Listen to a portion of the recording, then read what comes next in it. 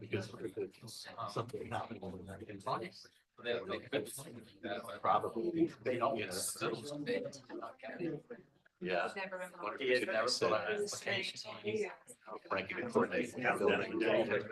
You know what I'm saying?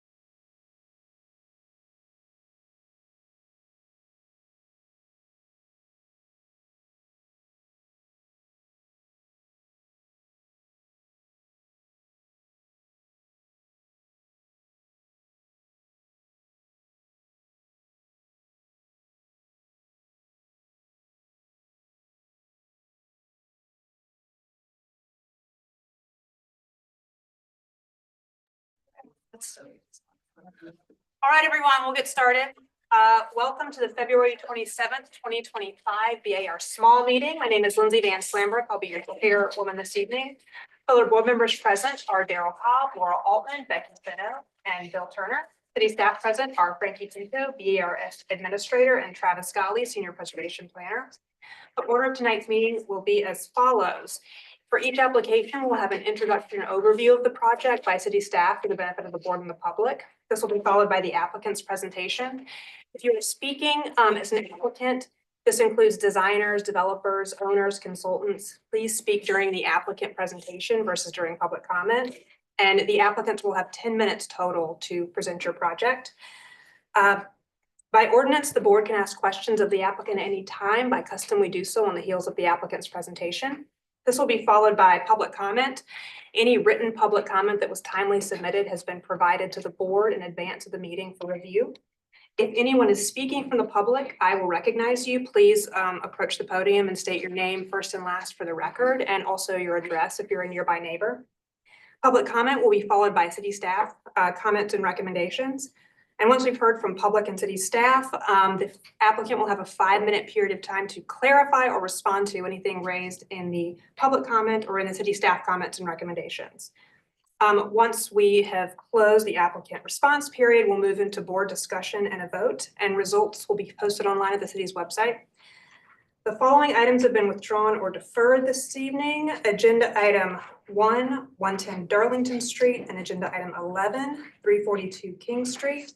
And one announcement to make: moving forward, if applications have not met the submittal requirements as determined by the board in advance of the meeting after our review, we will be deferring those items at the beginning of the meeting. So please make sure your applications meet submittal requirements.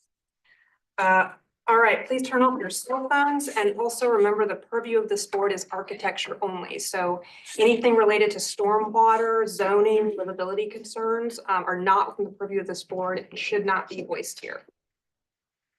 Okay, agenda item A1, review and approval of the minutes from the December 12th, 2024 meeting. I make a motion for approval with the edits proposed by Bill Turner and circulated to the board this afternoon. Do I have a second? I'll second. Bill, all in favor? Aye. Hearing none opposed, the motion passes unanimously. Agenda item A2, review of the minutes from the January 30th, 2025 meeting. I make a motion for approval of those minutes with the edits that I made and circulated to the board this afternoon. Do I have a second? I'll second. Bill, all in favor? Aye. Hearing none opposed, the motion passes unanimously. And finally, agenda item A3, review of the minutes from the February 13th, 2025 meeting. I make a motion to defer. Do I have a second? Aye. Second. Bill, all in favor? Aye. Aye. None opposed, the motion passes unanimously. Agenda item B1 has been withdrawn by staff. We are on agenda item B2, 275 Ashley Avenue. Frankie, if you'll give us an introductory overview of the project, please. And 275 Ashley is in West Side, which is Council District 6. It is a category 4 circa 1935 in the historic materials demolition purview. They're requesting partial demolition, which includes windows. This is an appeal of a staff decision. This is the property's location on Ashley. The existing site photos per Google. The context of Ashley Avenue. And a fire insurance map showing the history of the property. And I'm going to turn it over to the applicant. Is the applicant here? Okay, if we don't have the applicant here, we'll defer this application until the end of the meeting, to give the applicant an opportunity to show up. So agenda item B3, 40 Piedmont Avenue. Frank, you could give us an introduction overview, please. 40 Piedmont is in Wagner Terrace, Council District 6. It is a category 4 circa 1951 in the historic materials demolition purview, requesting a partial demolition of roof. This is the property's location on Piedmont. Some existing site photos. Context of Piedmont. And sandboard map showing the history of the structure. And we will turn it over to the applicant.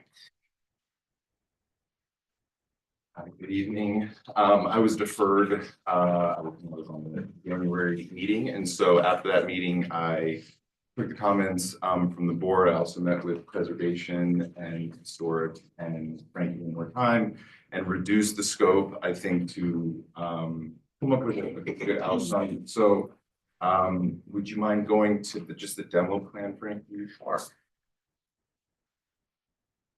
So this is what we change it to. So the board's comments last time were to reduce the demo. I think we were at somewhere around 60 and it requested to reduce it to under 50. So we were able to bring that down to 40% of the existing roof. It was also requested that we stay off the ridge beam, which we also did. We stayed a foot off of the ridge beam. We stayed a foot off of the eaves and 3 feet off of the back of the house. And yeah, I guess that's what I'm here to ask for support for. And you guys have any questions? Are there any questions for the applicant? All right, thank you. Do we have anyone speaking from the public?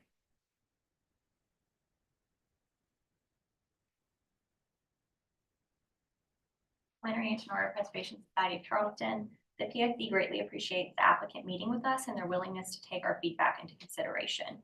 We feel that the scope of the proposed roof demolition has been appropriately reduced in this application granted. Is there anyone else speaking? Okay, Frankie, if you give us any staff comments and recommendations, please.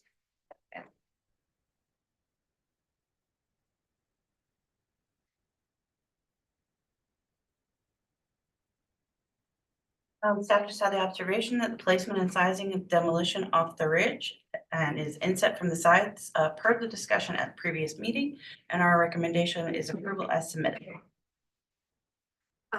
Thank you, Frankie. The applicant want to respond to or clarify anything raised in the public comment and city staff comments? All right.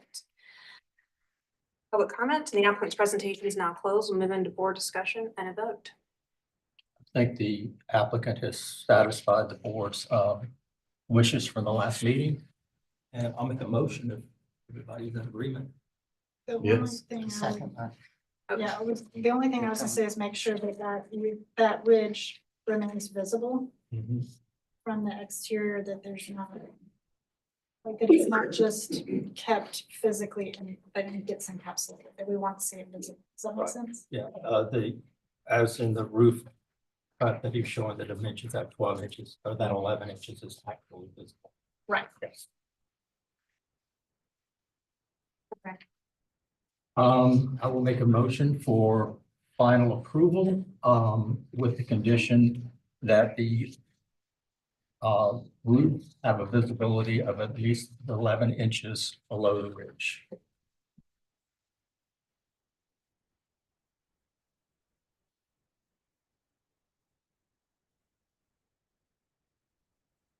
Okay, we have a motion on the floor for approval as submitted with the board condition that the roof had visibility of a minimum of 11 inches below the ridge. Did I say that right? Yes, I think that's what he was proposing in his drawing with 11. Yes. I have a second? A second. Motion to vote. Daryl, Yay in favor. Laura, Yay in favor. Becky, Yay in favor. Bill. Yeah, in favor. Chair votes the majority and the motion passes unanimously. Thank you. Thank you. And I think I see the applicant here for agenda item 2. So we'll go ahead and hear that one. All right, Frankie, if you will once again give us the introduction for agenda item 2, 275 Ackley Avenue.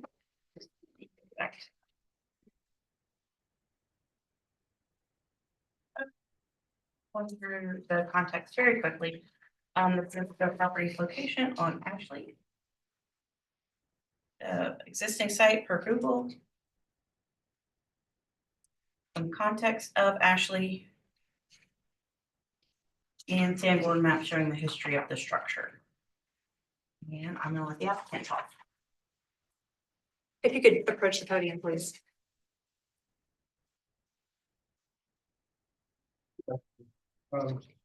Yes, we were in the process of doing some work and replacing the windows, and I'm aware of needing to restore the windows that were currently there. Receive this outwork order. And basically just trying to see what could be done. Some of the windows have been replaced already.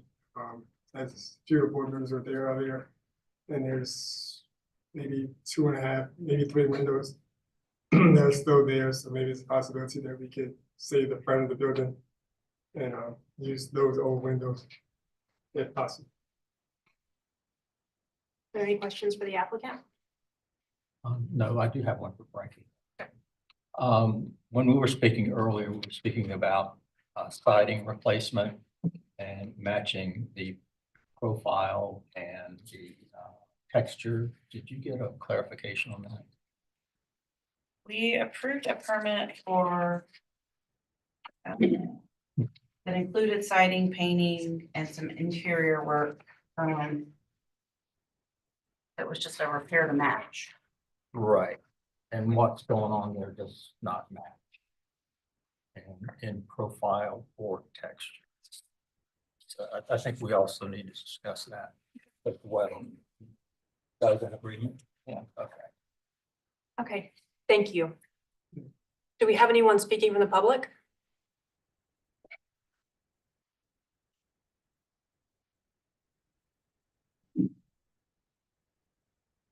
April Wood, Historic Charleston Foundation.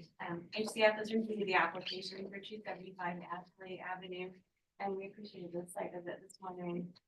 We support the staff's decision to deny partial demolition, including the windows. The Secretary of the Interior standards for rehabilitation state the historic character of the property shall be retained and preserved.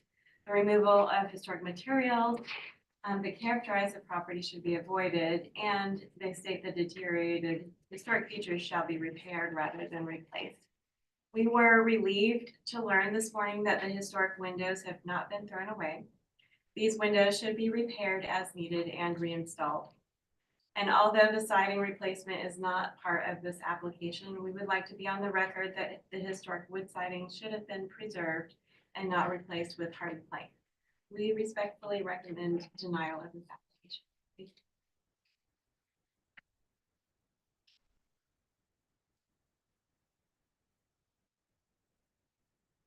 you. Management Preservation Society of Charleston. We appreciate the applicant's time on site this morning to provide background on the nature of this request. However, unauthorized demolition is something the PSC takes very seriously, and we are opposed to its after the fact demolition request, which is now the third that have come before this board in the West Side neighborhood in the past 3 months. For the Secretary of the Interior standards, replacement should only be pursued for material that can truly not be repaired. And as stated in the Historic Materials Demolition Purview Policy Statement, Vinyl windows are incompatible with Charleston's historic architecture and will not be approved. We ask that this application be denied and that the historic windows remaining on site be reinstalled. Is there anyone else speaking? Okay, Frankie, if you give the city staff comments and recommendation, please.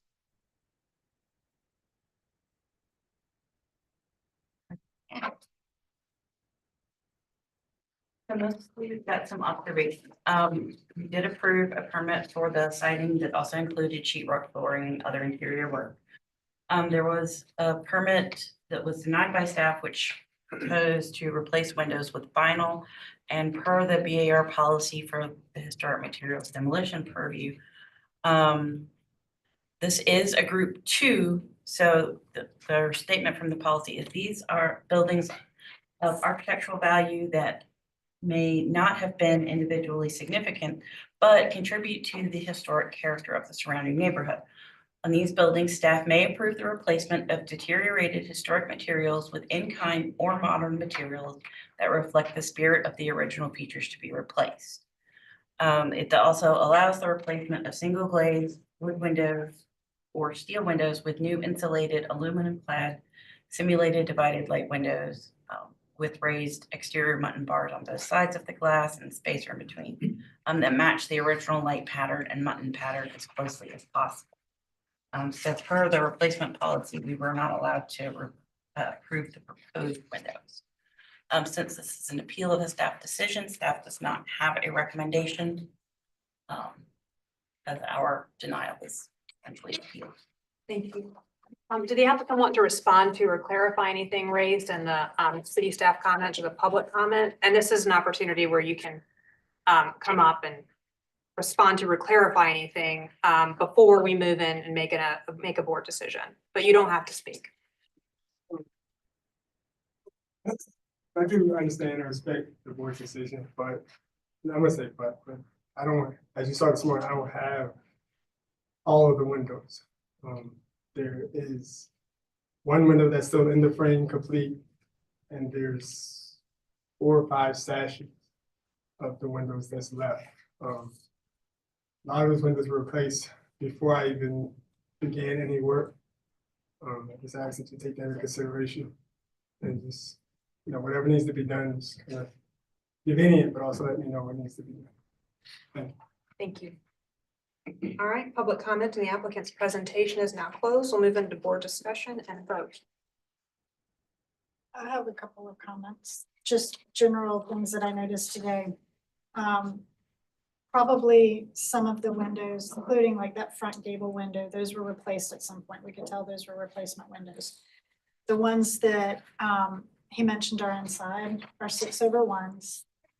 The ones that were sitting inside, the one that was still in its frame or jam, looks to be a original. So 6/1 sashes would be most appropriate for the house with the replacements. The vinyl ones are 1/1. I unfortunately don't agree with using the vinyl windows either, and I feel bad that they're already on site. But I think that if, as a balance, if we could go forward with replacing the ones that are there at the front of the house, where it's most visible, using those original windows and original jams, original sashes if possible. Make a concession that we can use new windows on the sides or rear, but they still need to have, like what Frankie said, they need to be quad windows or wood windows, but they need to have true muttons, even if they use insulated glass. They need to be visible. So Frankie, for your purposes, if you're working on I guess it would be a repair permit, because our purview is only, remember, demo. So we can't guide what goes into place, but Frankie, when you are working on Sure.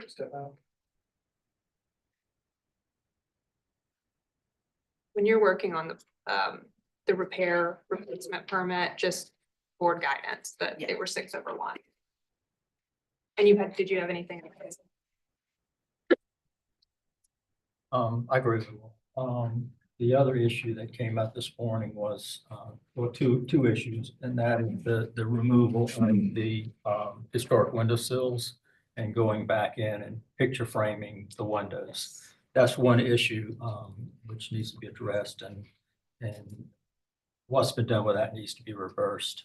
The other thing is the replacement of the wood siding is being replaced with a thin hardy material with a textured material. And the guidelines, in talking with Frankie, state that that the siding can be replaced with a modern material, but it has to match the texture and the profile of what's already there. So if he is going to move forward with the hardy replacement, it should be the 3/8 inch hardy, and it should be, 5/8, yeah. It should also be the smooth as well. So I think we need to address that, even though it wasn't advertised. I think there are a couple more things. On the north side, the siding is still there and the windows haven't gone in.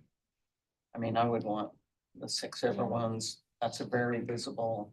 The side that's been done is the I think- least visible. Again, we can only Yeah. comment on whether Windows. whether the windows could have been demolished, because some of them, it's an after the fact. So we are only commenting on Windows. windows can and whether they say- could be demolished, not what can go back. Can we say that the side that you're talking about, that long north side by the other driveway, can we say at least that that siding cannot be demolished?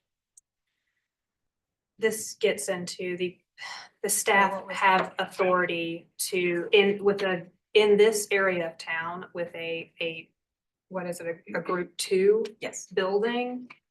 At a staff level, they can get approval of siding replacement, and hardy board is an acceptable material, but it has to match. So Okay. our commentary here is not so much making a decision, it's a staff decision. The staff needs to make sure that what goes in its place is the 5/8.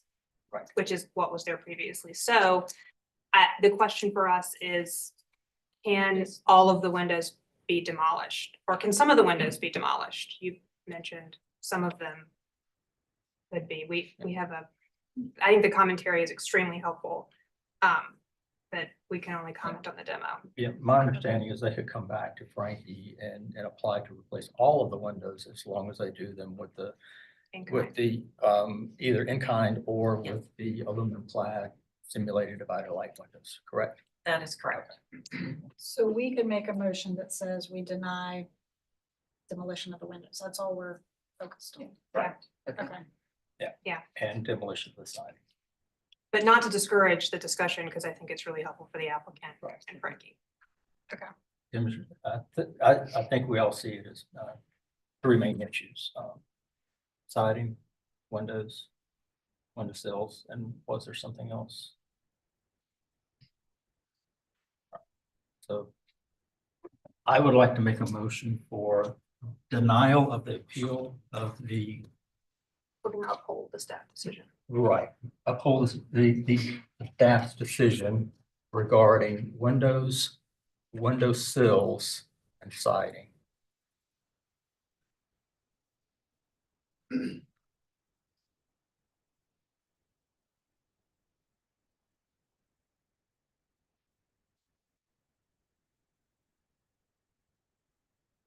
Do this. Okay, so we have a motion on the floor for denial of demolition and to uphold the staff decision regarding windows, window sills, and siding. Do I have a second to Bill's motion? I would second that. Laura, the motion to a vote. Becky, Yay in favor. Daryl, Yeah, fair. Bill, Yeah, in favor. Laura. Yay, in favor. The chair votes to the majority. Excuse me, and the motion passes unanimously. Thank you. Okay, agenda item 412 Oliver Court. Frankie, if you'll give us an introduction overview of the project, please. I seconded that one. I was writing the motion. I seconded it.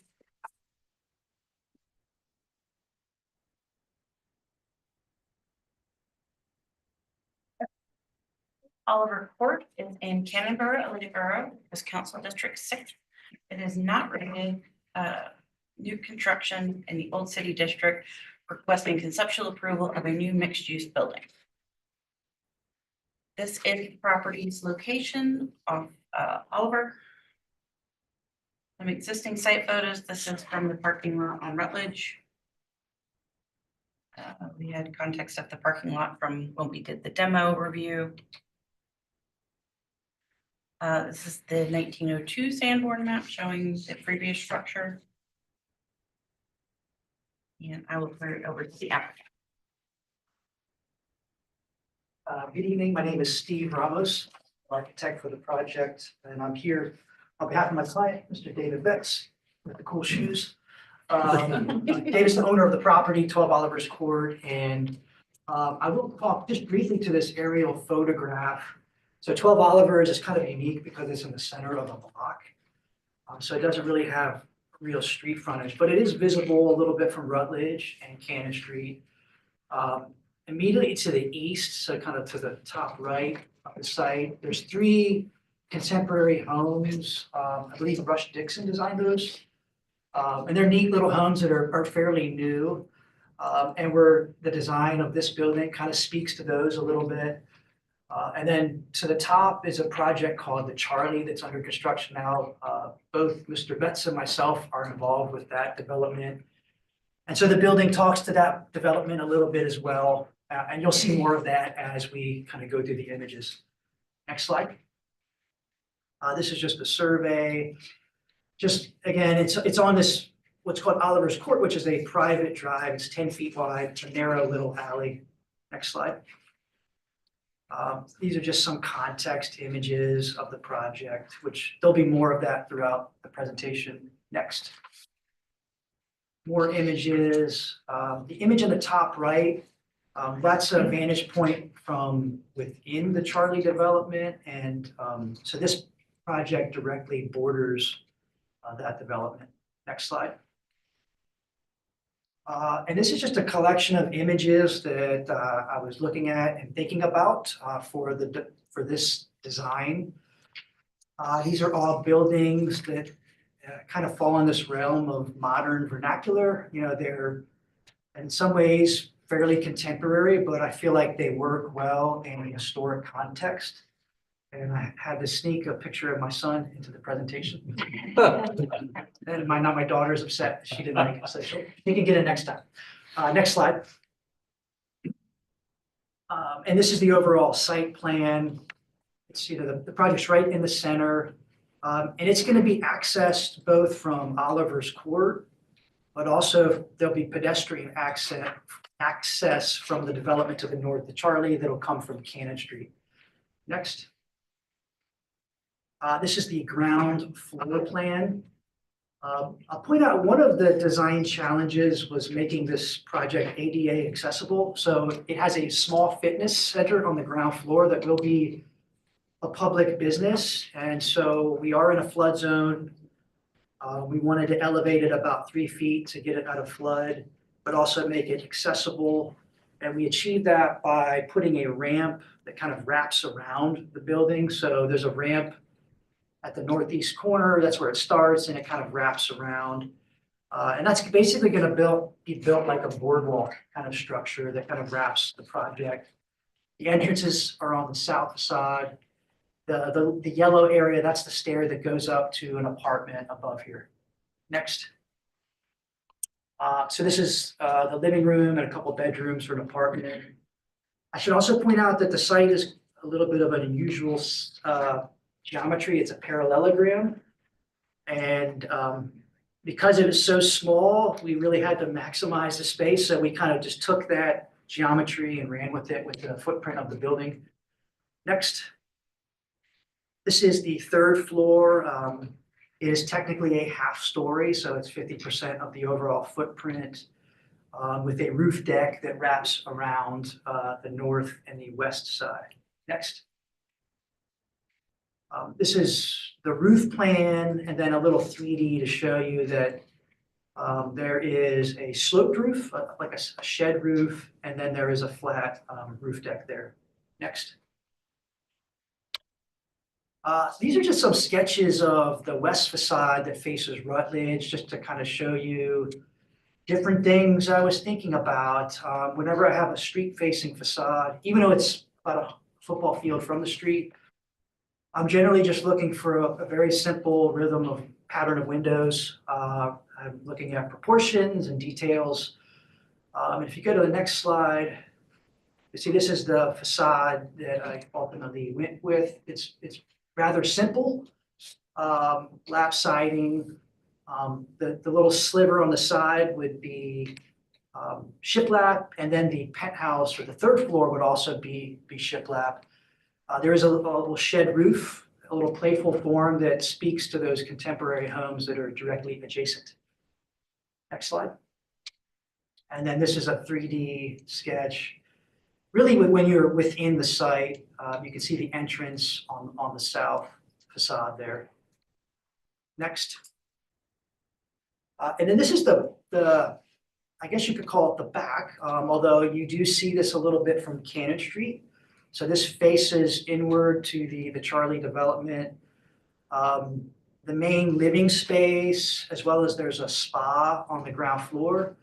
That's on this corner, so we wanted to celebrate that corner and make it a little more unique. And you can see again that sloped roof at the third floor. There's also a really beautiful live oak tree there. And so again, that kind of accent window will kind of be right at that tree, which we think is a nice feature. Next slide. And so to give you an idea of what you will see from the public right of way, this is from Rutledge Avenue. You can see the photo on the bottom right is like the current view.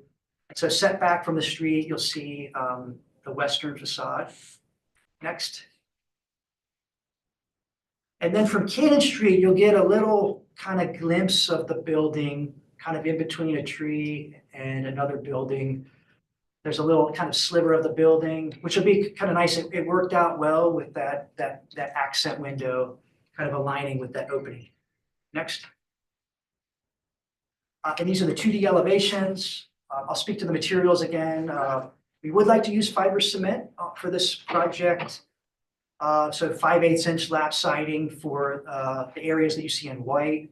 The areas that are in gray, I would like them to contrast. So my thought is for that to be more of a shiplap siding. The windows would be aluminum clad wood windows, simulated divided light, double hung windows. And then a lot of trim would be fiber cement as well. The roof would be a standing seam metal roof. Next. And then this is again, the north and east. So the building very much has like two different faces. It has like this Rutledge Avenue face, which is a little more reserved. And then this kind of the back end is a little more playful. Next. And these are the hidden elevations that are up at that little third floor roof. Next slide. This is the building sections. I studied that roof slope quite a bit. I started with it at like a 1 in 12, and it was pretty flat. And I'm thinking about it not just from the outside, but from the interior, because that's going to form the ceiling. 2 in 12 is what I ended up doing, which works pretty well. 3 in 12 was a little too steep. So I feel like this slope works nicely. Next. Just a few miscellaneous details. I mentioned that the walkway around the building is like a boardwalk, and so that you can see that detail on the top right. And there's a lot of wooden fencing that we're going to build around the perimeter of the site. We've been working and coordinating closely with the neighbors. And so the fence was a big component of that, and they've been very supportive of what we're doing. Next. And that's the end of the presentation. I think it'll be a nice little addition to the neighborhood. I think it's respectful of the context, but it's also a little funky and contemporary. And I think that works also well with the context that has some contemporary architecture. So here to ask for conceptual approval, and happy to answer any questions. Thank you. I have a couple of questions. Yeah. And honestly, some of them are related to zoning, just so that we understand that the approvals have been granted to execute the design we're looking at. This parking special exception. Yes, so we had to jump through a few hoops to get here. We received a parking special exception. I think I have the date on the front sheet. It's either last week or 2 weeks ago. They're all bleeding together. So we were approved for parking special exception. We were also approved for a landscape buffer exception as well.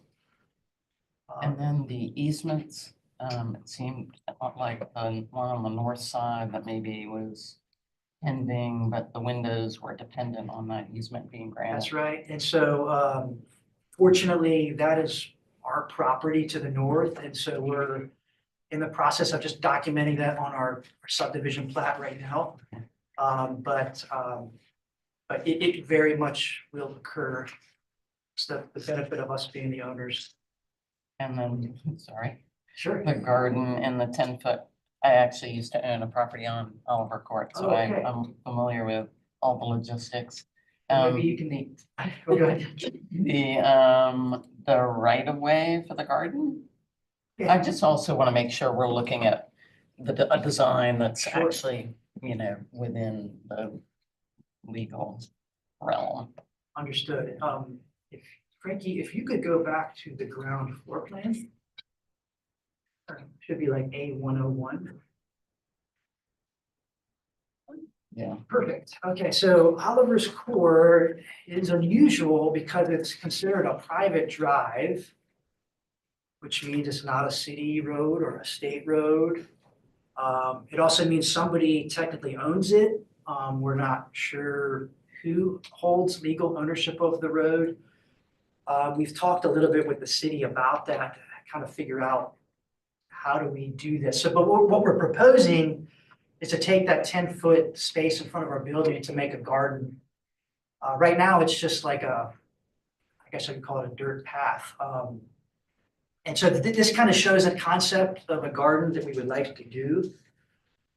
It doesn't impact the architecture of the building, but we would like to make a green space, and we would like to build a wall around it. So you'll see a gray wall at the north and the west. The reason we want to build that wall is because there's 2 transformers, there's a giant dumpster in that parking lot. It's just really not appealing. So we're trying to create a little oasis. And if you go back a photo or 2, you can see the context. Go back one. Actually, go forward again. So the top left image, you can see like there's a parking lot and dumpsters. And so we do not have permission to do the garden yet. That's again what we would like to do. But again, I don't believe it impacts the architecture of the building. Yeah, the constructability. Correct. Any other questions? All right, thank you. Do we have anyone speaking? All right, Frankie, if you give the city staff comments and recommendations, please.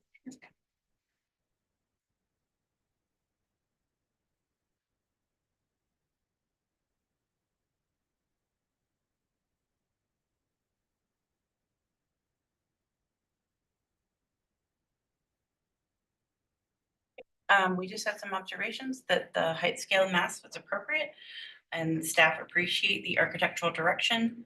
And Mr. Ramos has met with city architect and he studied some various angles of the roof prior to the submittal.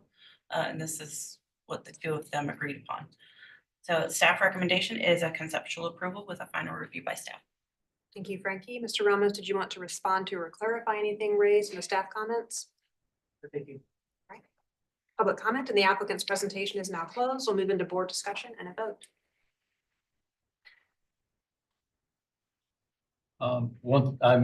Just one general comment. When you go out there on the site, you almost have to go out there and take a look at it because it's kind of hard to process this until you actually see it in person. You can see what the streetscape may not have been in there because we Yeah. looked at this at the demo phase. It's a very, well, you probably know as well, it's an awkward little It's a- spot. Yeah, it's kind of strange back there, but what struck me is that with the construction of 3, 5, and 7, Carrara, it's almost like the area has a new context. Because I was worried about the smaller scale buildings on the opposite side of Carrara, but they're kind of been divorced from this context for now. I guess those three came before any of us were on the board, or did they go to the large? They went to large. Okay.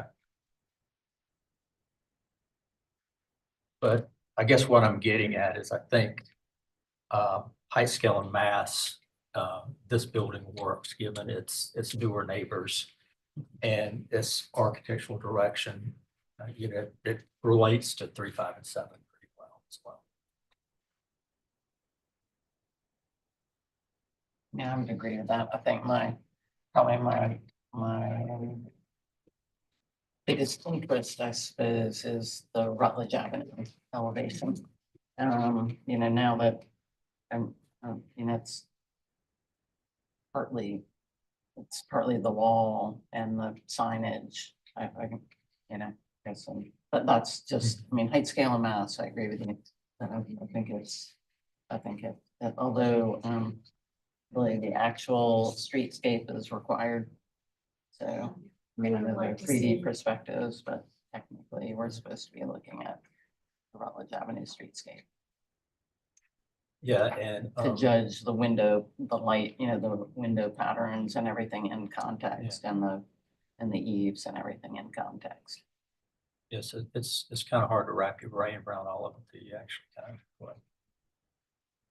But yeah, in this case, and even though they're not required, like some site sections or something, kind of helpful because of the things that are on Carrara Court as well. But yeah. Sounds like we have. I can make a clarification. Does someone have a question for Mr. Ramos? Yes, Mr. Ramos. Well, I didn't include the streetscapes because the building is not on the street. I just wanted to clarify that. It's 100 feet or more back, but comments well taken. I do appreciate the perspective views. Yeah. Because often in doing my own work, the streetscape, the flat on gives one concept and it doesn't always give the reality. So the perspectives are helpful. I also, the perspectives that you did where you have the photograph taken from the same angle. Yes. Great. That's very, very helpful. I'd love to see more people do that. Do we have some consensus on a motion? I think overall, I'm pretty conceptual. So Laura, did you make a motion for conceptual I was approval? just kind of looking at everybody. Yes, I move for conceptual approval with final review by staff. Thank you. We have a motion on the floor for conceptual approval with final review by staff. Do you have a second to Laura's motion? I'll second. Put the motion to a vote. Becky? Yay, in favor. Daryl? Yeah, in favor. Laura? Yay in favor. Bill? Yeah, in favor. The chair votes to the majority and the motion passes unanimously. Thank you. Final. Yes, I forgot to write it in the recommendations this time, but we do have to write it. We'll put a big flavor. Agenda item 555 Elizabeth Street. Frank, if you'll give us an introduction overview of the project, please.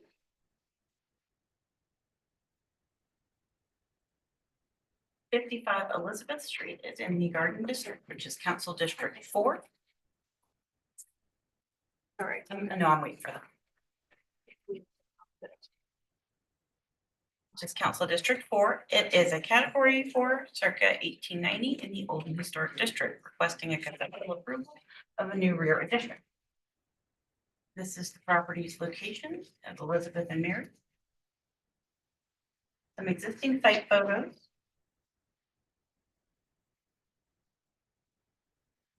Context. And sandboard map showing the history of the property.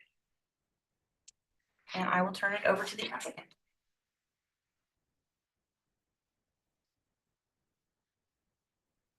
Good evening, I'm Evan Gonzalez, the design consultant for this project.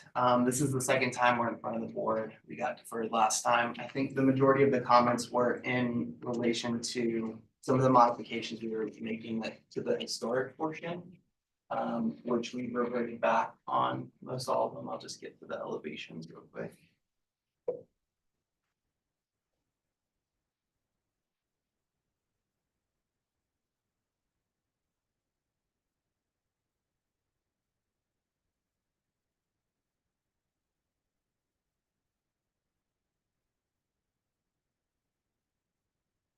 Great, so our comments were to not ungang the windows, so we kept those in the place. Retain the round vents at the front and rear of the historic facade, so we've kept those and we've lowered the pitch of the addition to respect that one as well. That facade. Remove the added band board and side steps to the historic, we did that.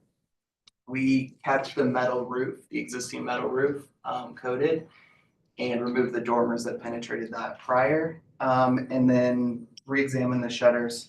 I think the only other comment in relation to the addition was in typical fashion with BAR, the eave height should be subordinate to the historic. And we actually included a section right here. The tough thing about this house is the second floor ceiling height existing is 710. So our addition ceiling height is 710 and the roof or the windows go all the way up to the eave. So offsetting that really didn't work too well with lowering that ceiling height further and having to offset the windows as well. And then the last comment, we just restudied the corner windows that we had prior at our prior submission. Any questions for the applicant? Thank you. Do we have anyone speaking from the public?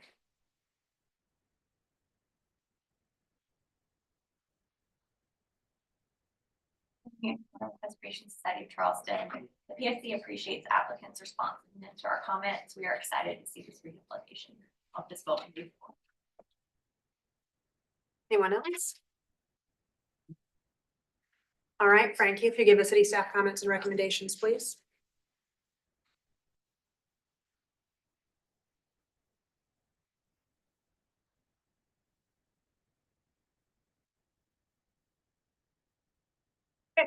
Staff had observations, the dormers had been removed and the gang windows were retained.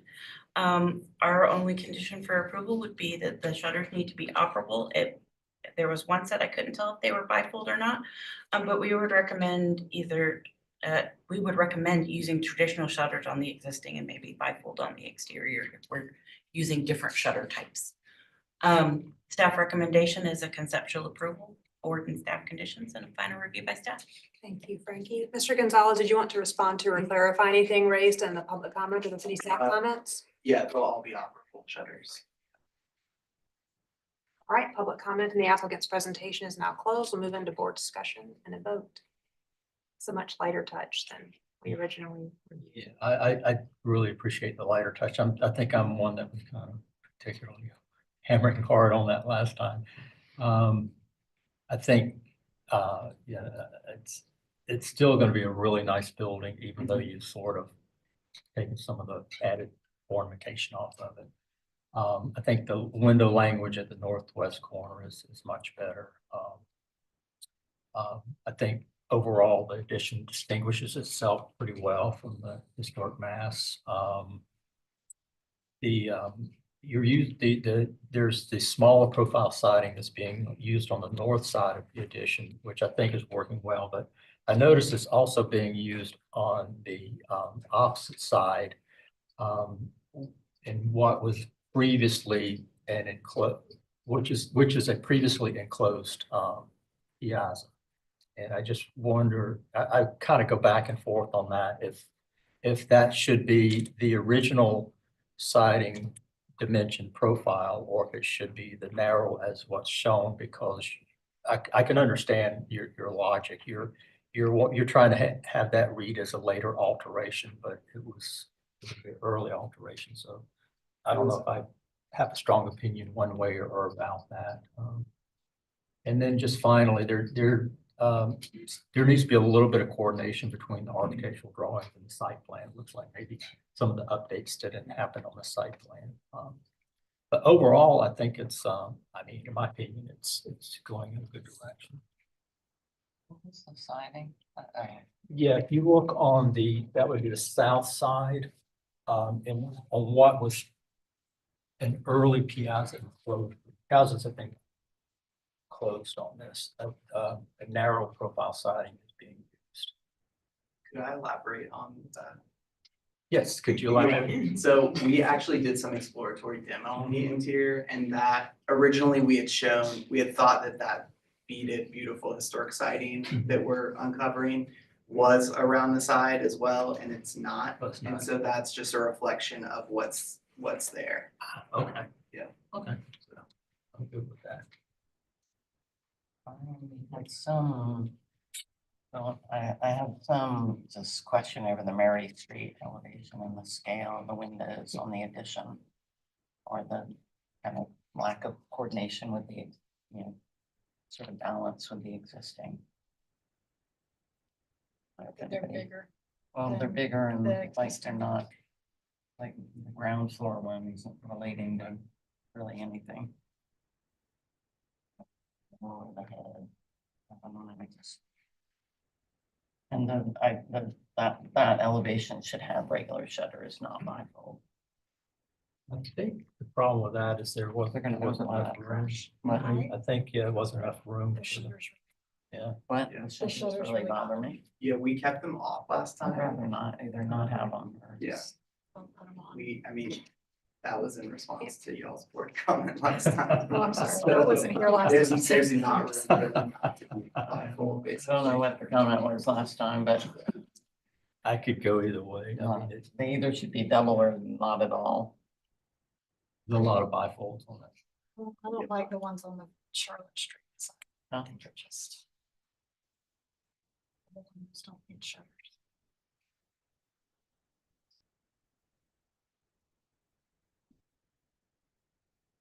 We have consensus on a motion with some board I wasn't comments. sure about the copper blade, or if, I mean, there just were some details on there.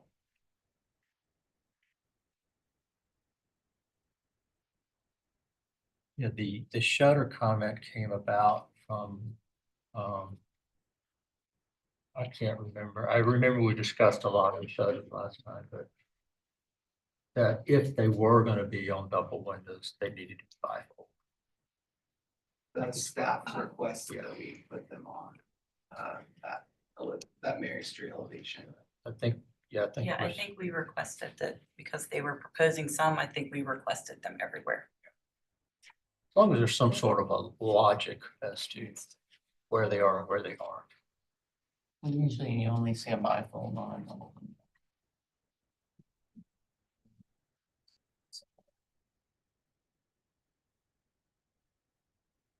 This is where the submittal is supposed to have the the previous. It does. Yeah. It doesn't. But they're supposed to be on the same. Next week. The previous, yeah. It's a challenge, we It's a understand. challenge. We Being, got it. having done the drawings, I mean, Yeah. to be able to see existing, previous, and then previous proposal and current proposal, it's a lot to fill on a page, it's a lot to juggle with Revit and different software, but I don't know.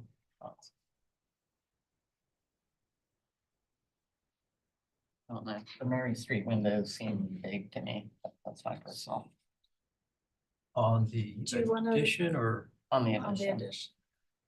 And I can see, I think the sill height is higher because there's, I think, cabinetry there. That's right. Maybe we could. What is the request? Let me see.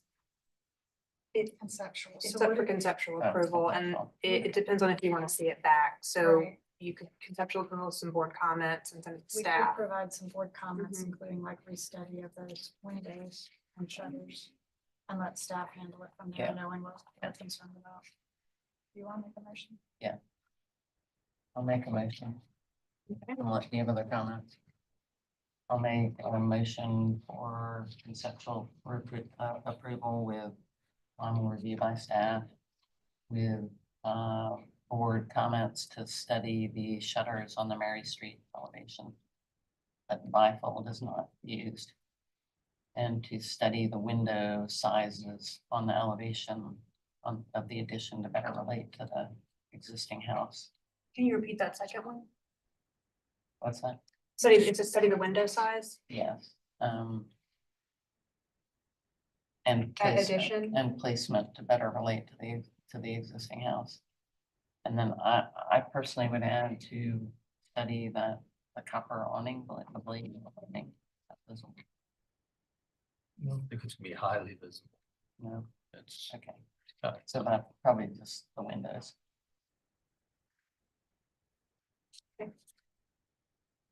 All right, we have a motion on the floor for conceptual approval with some board conditions to study the shutters on the Mary Street elevation and to study the window size and the placement to better relate to the existing house. How about the staff conditions? No, I think your shutter comment, okay. And preliminary and final review by staff. Do I have a second? I'll second. Thank you, Laura, with the motion to a vote. Bill, yay in favor? Daryl, Yeah, in favor. Becky, Me in favor. Laura. Yay, in favor. Chair votes for the majority and the motion passes unanimously. Thank you. Okay, agenda item 6, 27 Cumberland Street. Frankie, if you'll give us an introduction, an overview of the project, please. Oh, and everyone, including everyone in the lobby, please turn the volume off on your phones. Turn your ringers off, please. Thank you. Frankie. 27 Cumberland Street is in French Quarter, Council District 8. It is, the parish house is a category 2. It's circa 1884 to 1944, depending on part of the building. It's in the Old Historic District, and they're requesting conceptual approval for the addition to Parish Hall building. This is the property's location at Church and Cumberland. Existing site photos.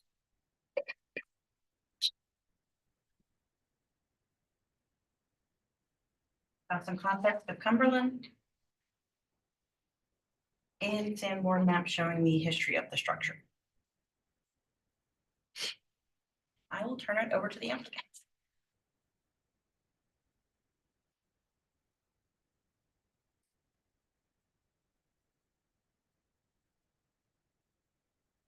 Madam Chair, members of the board, my name is Foster Gilliard. I'm the senior warden at St. Philip's Church.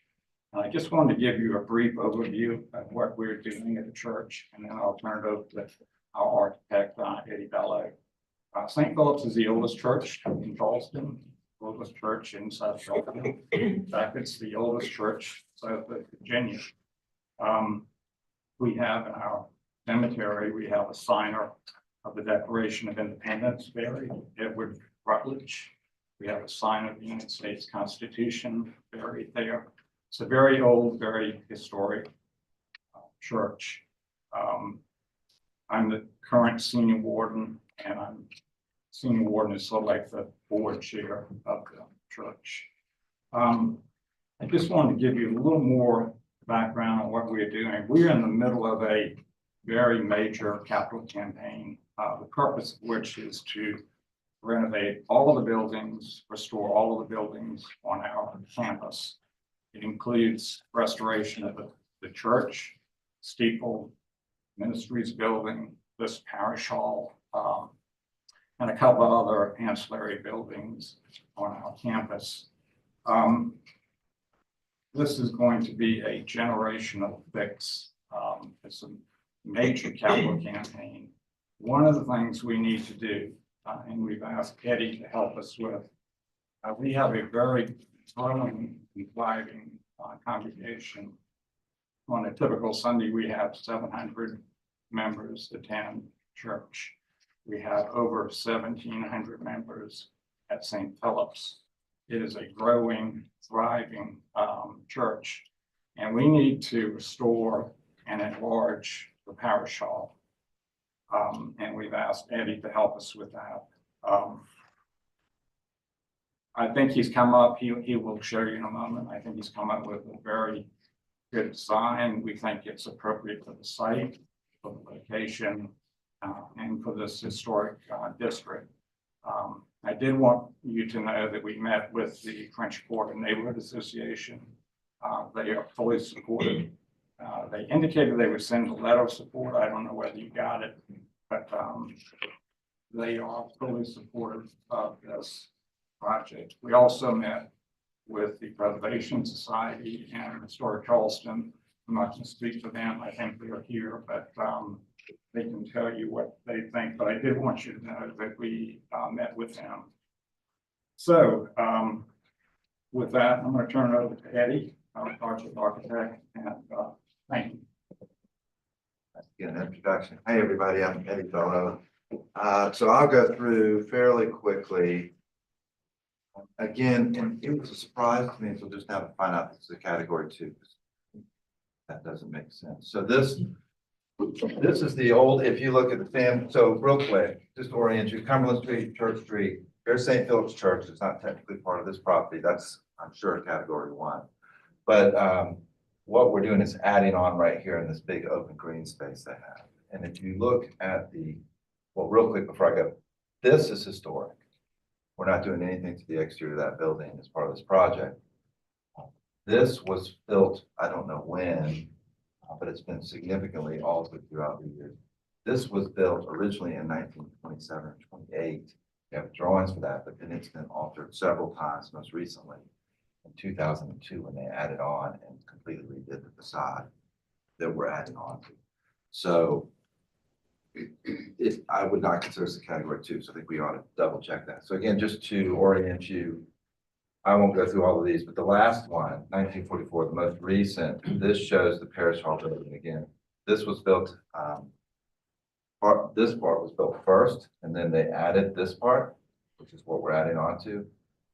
It had an auditorium on the ground floor. Sometime they added it a ballroom, second floor banquet hall. We're adding on to that. So a little bit of just clarification on something. Okay, so here's the south facade of the Parish Hall. This is the facade. Again, this is complete. This dates to 2000. This porch dates to 2000. So all that was added then. So this is what we're adding on to. Here's a view of the Church Street facade, and again, just some areas. One thing, when we looked at the building itself, it's a pretty simple building. It's all stucco. There's not a lot of detail. The openings are fairly utilitarian. It's just a really straightforward building. Of course, we looked also at the church. Just, it's part of the church. St. Philip's is also actually fairly simple, but obviously it's a beautiful building. It's all about its proportions, its materials, and how those proportions are handled. Less so about a lot of applied decoration. So when I get to the elevations, the simplicity of both buildings and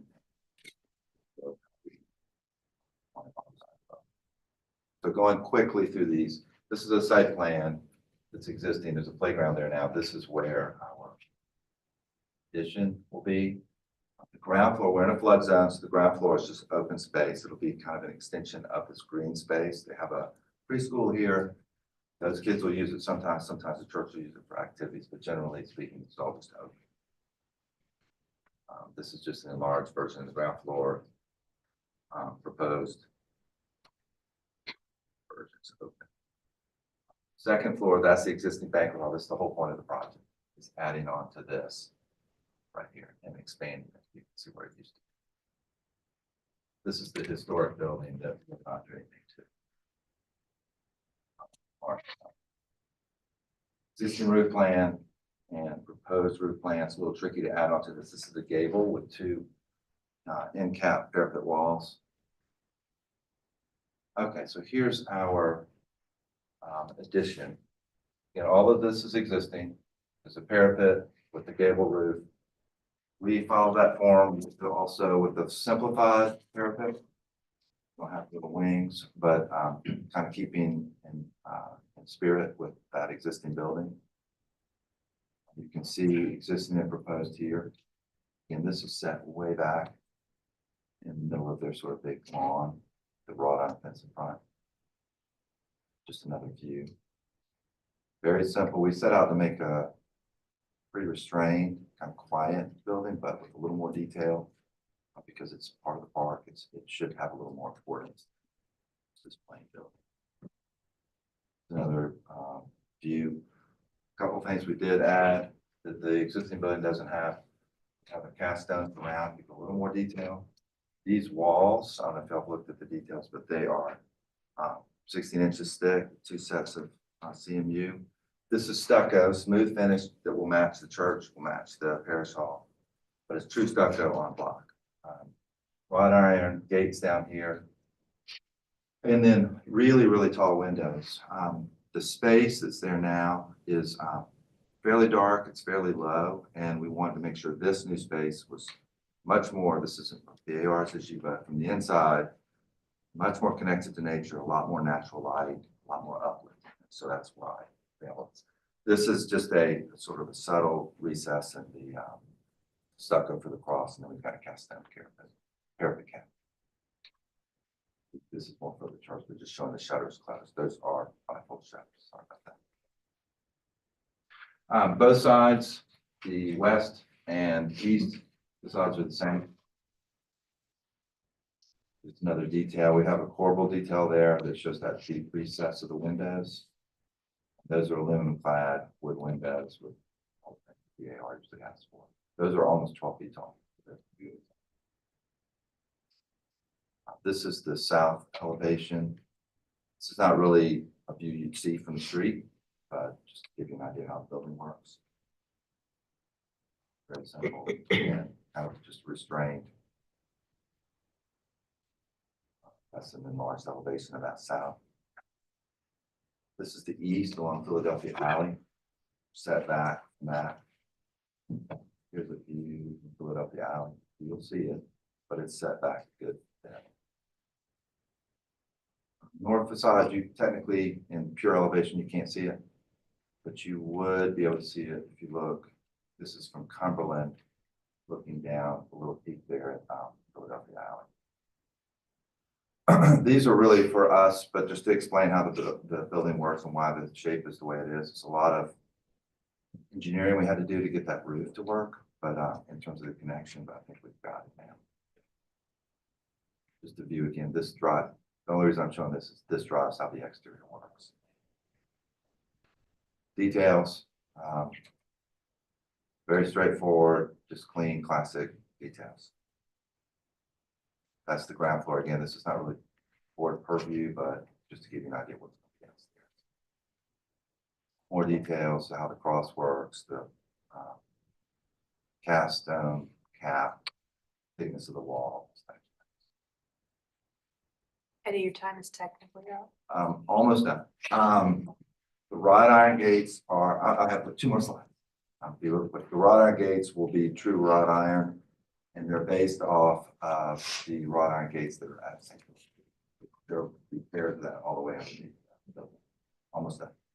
This just shows some more details. Night view, and then this last one. That's it.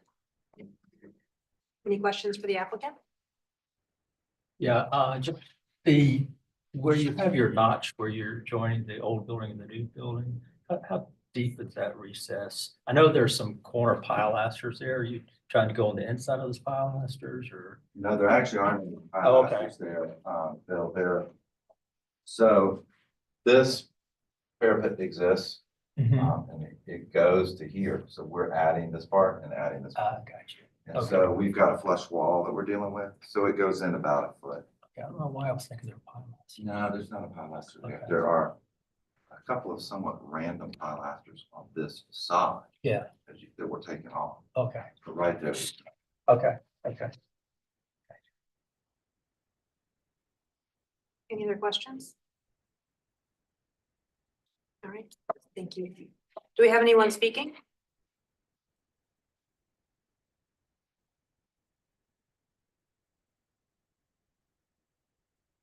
April Wood has our Charleston Foundation, and thank you for reaching out. I recently had the privilege of going on a tour at the church, and have to say, the job that they are doing to rehabilitate that property is pretty impressive and sets a high bar for preservation in Charleston, and they should be commended. But with this application, we thank you, Eddie, for reaching out. We feel like it's very high quality. It's restrained, quiet, compatible, and differential to the historic church, and we are in support.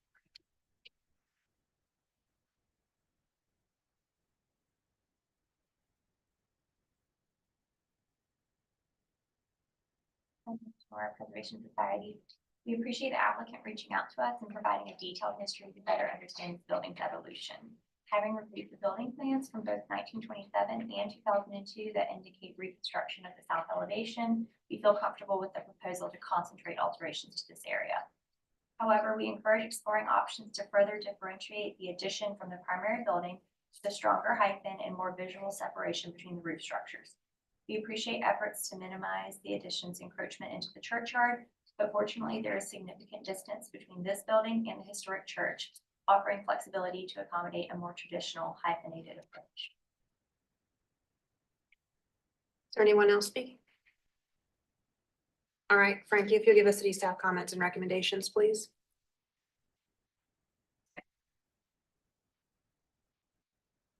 Staff had some observations.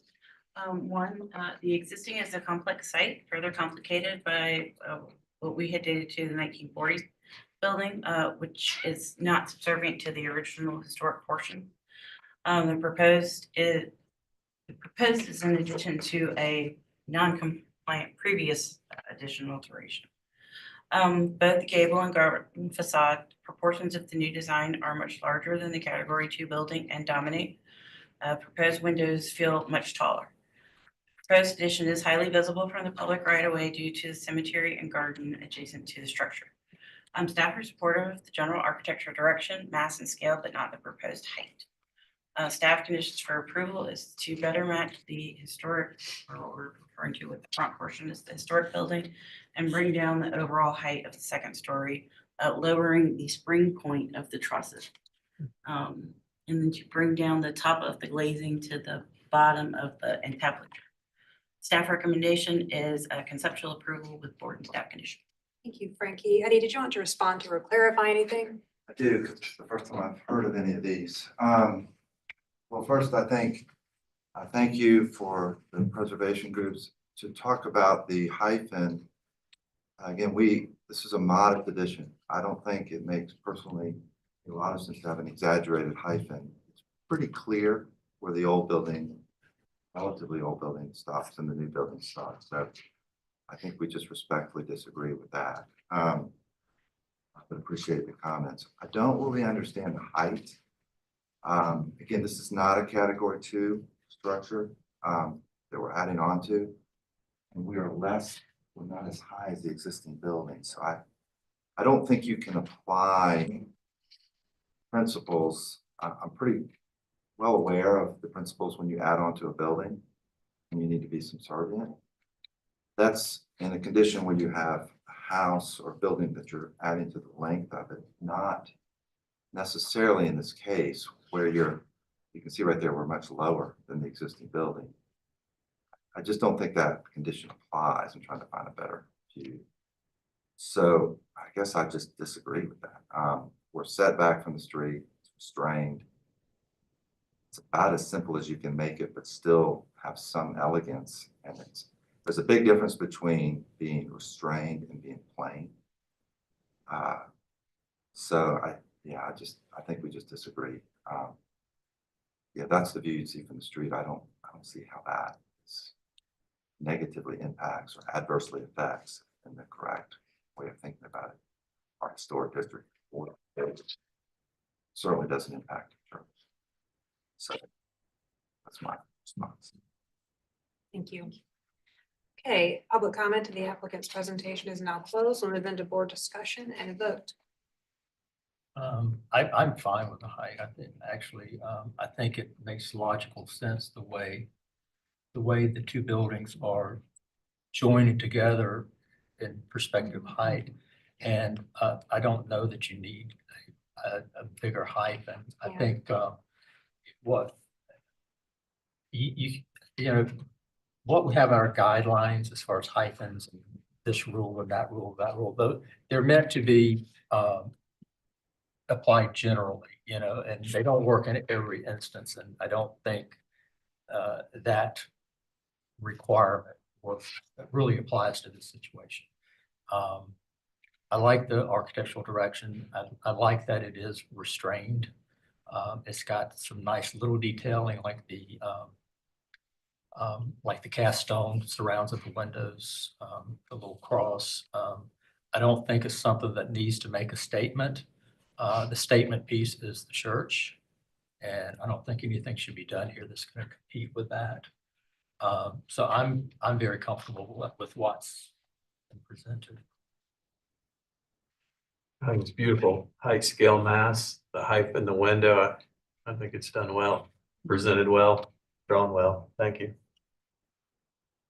I mean, I agree. I think I really like the height, scale, and mass. I think from looking at the site and the way I know you don't consider trees, but really the way you'll perceive this is more from slightly up the hill, looking at the two buildings together as you come down it. I actually would almost simplify a little more. I'm not sure why the parapets are protruding past the wall. I might, make the hyphen, dark copper, accentuated so that it does have that a little bit. I mean, although that is so far back, but I like the way that it connects to the existing. So I think overall, I think just some little details. I actually like the column capitals on just a little more heft on the existing building, but I think architecturally it's, quite beautiful.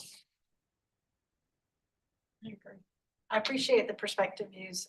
This is another good example where when you look at it straight on, it feels even bigger, but you look It's at the way back. perspectives and the setback, it fits. That aerial view is really helpful.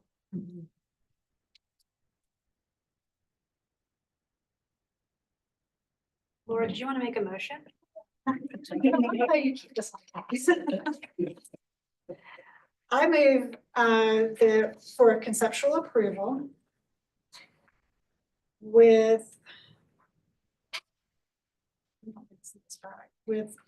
And are there any board conditions? It sounds Are there like. any board conditions? I move for conceptual approval with preliminary and final review by staff. All right, we have a motion on the floor for conceptual approval with preliminary and final review by staff. Do you have a second to Laura's motion? Second. Thank you, Daryl. I'll put the motion to a vote. Bill? Yeah, in favor. Becky? Yeah, in favor. Laura? Yay, in favor. Daryl? Yeah, in favor. The chair votes for the majority and the motion passed unanimously. Thank you. Thank you.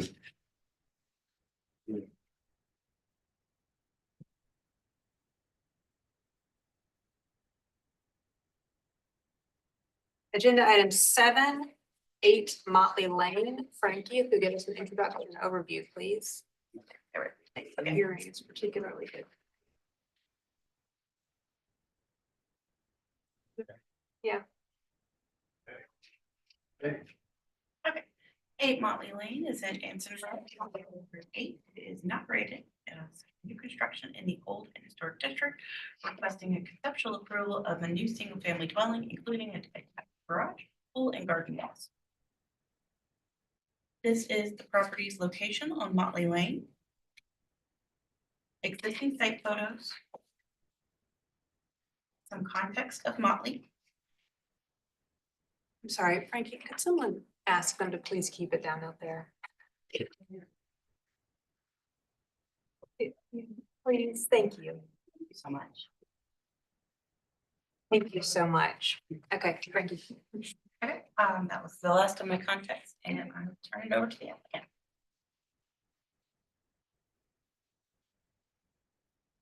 Good evening, board members. My name is Erin Lanier with Julia Martin Architects.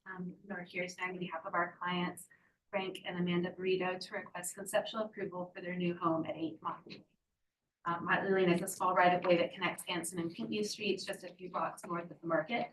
It's considered part of the historic Ansonboro neighborhood just to the north, but the immediate context to the south and east is more commercial in nature and is characterized by an abundance of surface parking lots. The subject property has been used for parking for decades until its recent purchase by our clients who currently live across the street at 5 miles away. This lot, as well as many of the surrounding vacant lots, are zoned limited business. This means that a variety of commercial uses could be located here and construct a 3-story building occupying 100% of the site by zoning. Concerned about that possibility, the Burritos decided to purchase the property themselves to ensure the future development was more compatible with its residential neighbors. After first considering construction of 2 new houses on the lot, they ultimately decided to build 1 home with a large garden that would serve as their primary residence. These are some additional context photos and aerial views that illustrate the wider surroundings and existing homes in the immediate vicinity that informed our approach to this design. This is a 3-story height district, which is in keeping not only with much of the existing fabric of the area, but also future development in the works nearby Union Pier and just north near the market. In researching the property's history, we determined that this land was originally part of a larger warehouse complex that stretched from East Bay to Anson Street, but no permanent structures that we know of have ever occupied this site. Here is our existing and proposed site plan. With this property having been a gravel parking lot for so long, we see this as a unique opportunity to build a home that will create a natural terminus for the residential portion of the lane, including a significant vegetative buffer in the form of a large garden here. Our design complies with all zoning requirements for the site, and it was important to the owners that it not be maxed out so that they could have this generous garden space. One thing that you'll notice is that the lot is unusually wide to the street, but not very deep. As a result of that condition, a detached garage was not possible. And so instead we're proposing a garage that is attached to the north side of the house, providing more sensitive transition to the neighboring structure and making the parking area less prominent on the site. Also worth noting that the city will not issue on-street parking permits in this area, so parking courts and garage doors facing the street are common on lot. These are the first and second floor plans, the basic footprint of which follows a typical single house form with its narrow into the street and 2-story porches on the long side overlooking the garden to the south. On the left is the 2-story garage extension, which incorporates guest quarters on the upper floor. The partial 3rd floor steps in 6 inches from the exterior walls below and will house the primary suite with a private roof terrace to the rear. And all the roofs, except for the flat roof of the garage, are to be standing sheet metal. These are some precedent images that highlight local examples of the overall form and architectural direction of this design, as well as the attached garage to the north, and inspiration for the 3rd floor, which transitions to a transom like. Here are the west and south elevations. We are in an AE10 flood zone and must comply with the 2-foot 3-board requirement, which puts the finished floor at 310 above grade. Thankfully, we're able to keep the piazza screen at street level and recess steps into the porch beyond. On the left, you can see the 1-story, the 1-car garage, which is set back about 27 feet from the front of the house. The ceiling heights are lowered at the garage, so it reads as subordinate to the main house and also serves, like I said, as a transition to the 1-story warehouse building next door.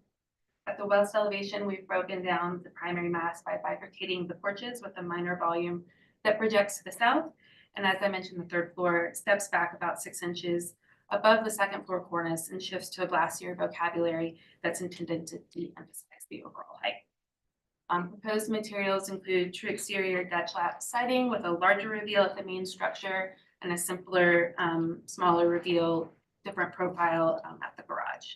Fenestration and detailing is traditional in nature, but reflects the more vernacular character of Motley Lane.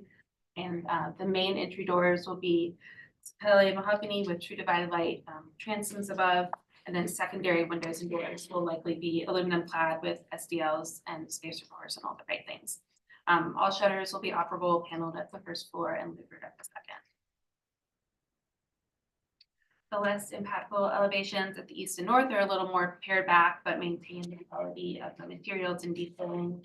that we're proposing elsewhere.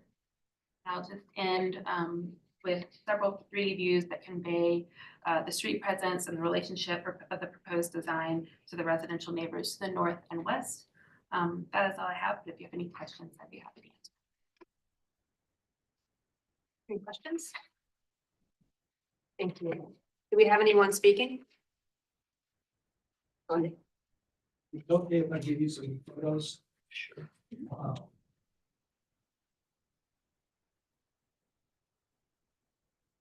My name is Paul Chaplin, by the way. I live directly across the street from 8 Hartley Lane.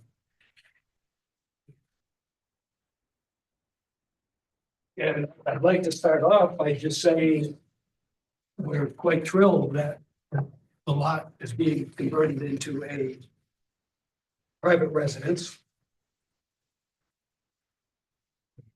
Thank you. And it's a lovely, lovely design. My only concern as a person across the street is that Motley Lane is not a very wide street. And if you look even from this perspective, well, let me point out from my picture first. That top photo shows my car pulling out of my garage. And there's a little gray bar right in front of it. That's the line of the property that the house lines up with. So I'm not even completely out of my garage yet. And the house is right there with proposed planting in front. Very close to the road. It was difficult to get in and out of the garage when it was a parking lot and people used the first spaces. This is even closer to the road. So from a perspective of the neighbor, we're quite concerned about that. And it's something that I think can be easily fixed. We're not trying to make a problem, but if they could move the house back somewhat, sure would eliminate that problem. Plus the mass of the house, it is about 20 feet taller than anything else on the street.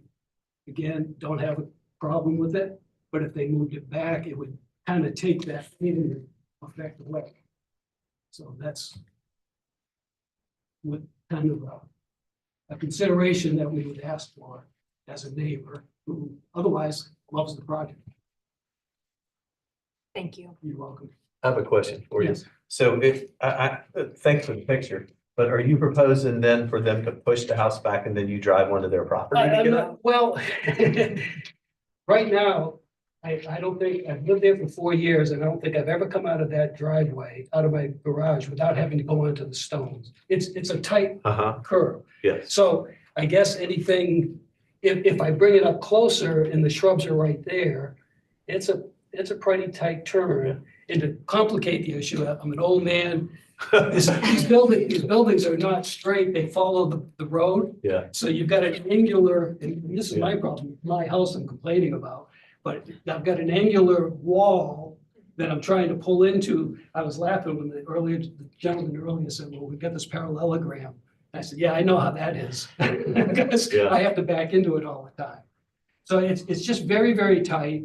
And we're not asking for a huge consideration, but anything that they could move it back and then do everything they want to do, that would be great. Would that still entail you going onto their property to get out of their? I understand you're in a fix. Well, the problem is I don't know where their property ends. I've gone downtown to see what is the line. Right. This particular bar, and I'm pointing to that very first gray bar in front of my car. Yeah. Here's the second picture. We have a little Juliet balcony. I took a picture straight down at the car out of the driveway and I tried to superimpose the drawing and that's about where I'm at.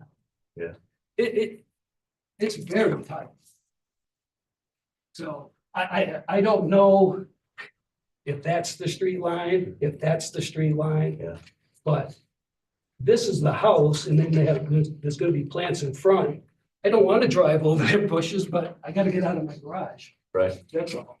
Because it seems if it's their property, they could even put a low knee wall there if they wanted to. It's their property, right? I'm sympathetic to your problem. I'm not sure we can.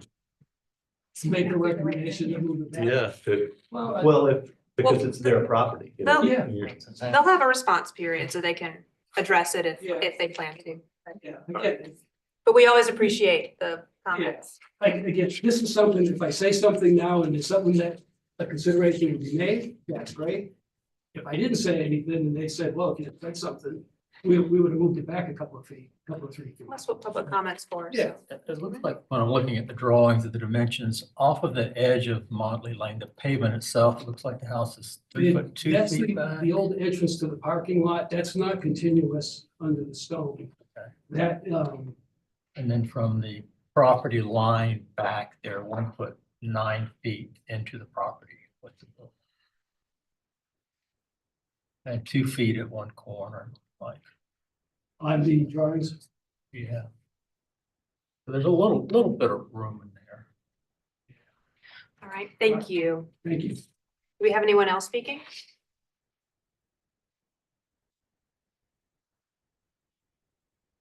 Plenary and Sonora Preservation Society of Charleston. PSC appreciates the applicant reaching out to us regarding this project. While we are supportive of the overall design, we encourage further study of the top floor to reduce its visual impact. We suggest increasing the setback of the top mast from the face of the building, especially fronting Motley Lane, and creating more emphasis at the cornice line to improve the proportions of the upper floor. Thank you.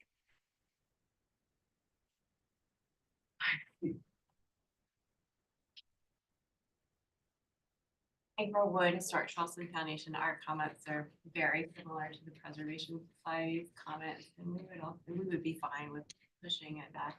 You know, for neighbor relations and accessibility, pushing it back if that's agreed to. Is there anyone else speaking? All right, Frank, you could give the city staff comments and recommendations, please. Okay, staff just had observations that the proposed garage is street facing, but it is considerably set back as Motley is. And as Motley is a dead end street, the other side of the structure is the most public view. Also, the garage reads more as a 2-story addition than as a garage, which we really appreciated. Staff conditions for approval, we recommend setting back the 3rd floor or increasing that recess, even an additional 6 inches would be helpful. And the further detailing of the garage. Staff recommendation is a conceptual approval with board and staff conditions and a preliminary and final review by staff. Thank you, Frankie. Erin, did you want to respond to or clarify anything raised in the public comment or the city staff comment? Sure, that'd be great. We appreciate the preservation group's comments that they shared with us, and we're happy to study that transition and the cornice and doing what we can to sort of strengthen that that element. In terms of parking, I totally understand that this is a difficult street to park on or to back out on. That's the case for everybody that lives on the street. Thankfully, these neighbors also have 2 parking spots that are not in their garage that are to the south, that make it, you know, they have more opportunities to park than just in their garage. As Bill pointed out, our clients are not inclined to allow anybody to back into their property. But we have set the street or the house back several feet from where we could. And we're pretty close to the back. I mean, they have a pretty tight squeeze in terms of getting something that they want, which is a small pool behind their house. And I don't really see how pushing it back further would make that any different. Okay, thank you. All right, public comment and the applicant's presentation is now closed. We'll move into board discussion and a vote. I don't think we have the authority to ask somebody to push their house back. Do we, Ms. Attorney? No, Yeah. but it would be a, Neighborly thing to do, yeah. yeah, and it's between the parties if they would want to meet and do that. But no, I unless it's for some reason a variance or something like that, or it's not compliant with setbacks, then. It seems like very narrow fire lane. It's kind of interesting. It's not bad. One thing that I like about this building is it's going to be a very exposed building, and attention has been given to all sides of it, which I think I appreciate that. The the back doesn't read like the back, front doesn't read like that. I know the garage attached to the opposite side of the building is a little unusual. But I agree with Aaron in that it is a nice scale device to sort of step down to the one-story building next door. I like that it's simple, and it's not trying to be part of the house. I think if you try to detail it like the house, I think that would make it even more odd. Overall, I think it's a pretty nice design. I do agree with the upper floor could step back. It could use a little bit more study. Something very tiny, but I noticed it and I really appreciate it, is the extra little detailing that you gave to the wood foundation panels. Those are such things that are little details that are always missed, and that little bit just helps so much.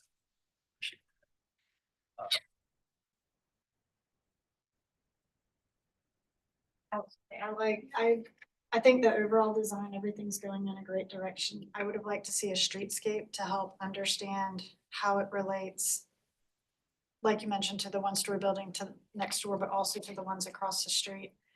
That's But overall, required, by the way. yes. I mean, we did dash in and then we tried to do the 3D views because the reality of how this lane is, it's hard to, I mean, there's nothing to our right. The house that's to the left on the other side of that one-story building is set very far back. It's just not a typical streetscape, so we felt like the 3D gave you a better sense of what's really happening at this location. I would say for future reference to both. But because I do appreciate the 3D, I think those are extremely helpful. Any other comments?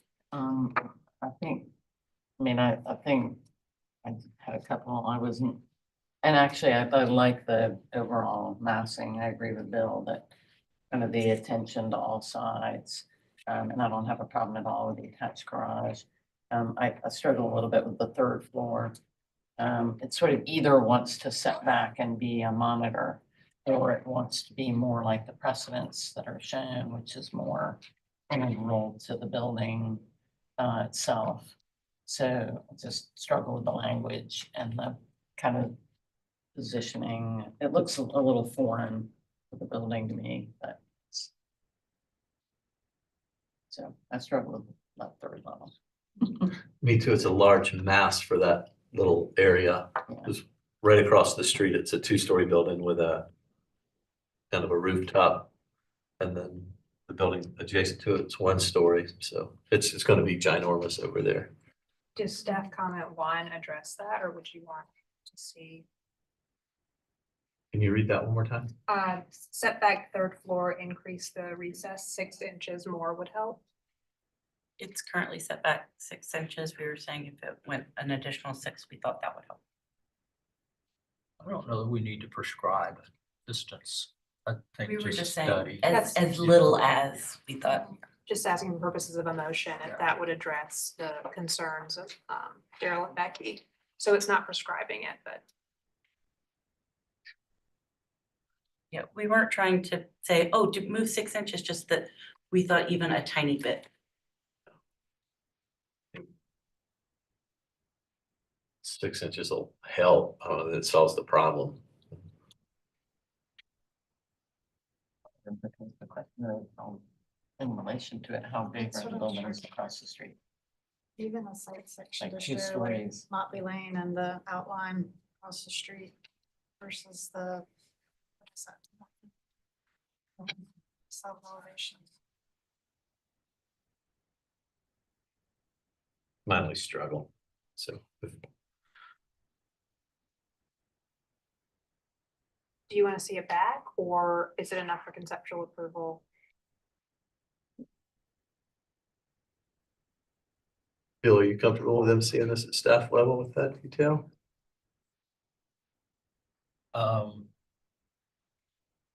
We possibly provide. Does someone have a question? A question For- for Julia Martin. It is the height, floor to floor height of the structures to the west in front of this house is extremely generous. And our building is nowhere near 20 feet taller than that. I think it's more like maybe 4, something like that, 4 to 6. And it's 3 stories, and the plate height at the top is at 8 feet. So, and we've kept our floor heights relatively, normal.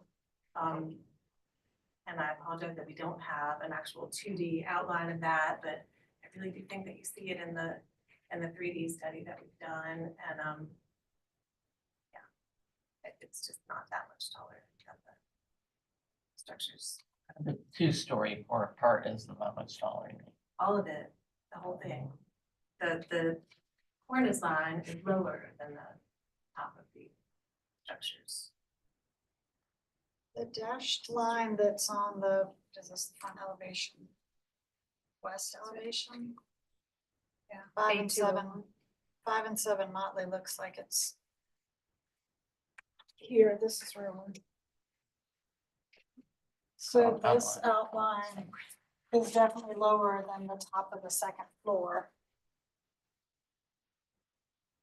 But this is a 3-story. It is. District. Yeah. Sorry for my misstatement there. Yeah. But nowhere near 20.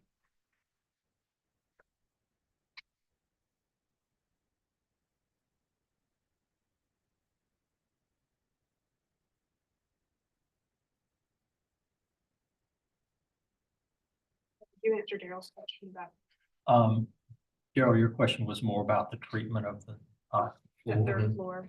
Third If you'd be floor. comfortable with staff's comment, Um, wedding staff. Yeah, especially if the concept is to remain the same, we're just talking about pushing it in, that's the massaging it. Yeah, I would be comfortable with that. I mean, if Aaron came back with if the design completely changed up top, that would be a different story. But if they're sticking with the same concept, I would be comfortable going to staff. I don't know about you guys. I think that overall is going in the right direction. Staff can handle the detailing or review of the detailing. Daryl, do you have a motion? Yeah, I'll make a motion to approve conceptual submittal with the architect to study reducing the mass of the third floor. And preliminary and final at ground level. All right, we have a motion on the floor for conceptual approval with a board condition to study reducing the mass of the third floor. And preliminary and final review by staff. Do I have a second? I'll second. No, a motion to a vote. Becky? Yay in favor.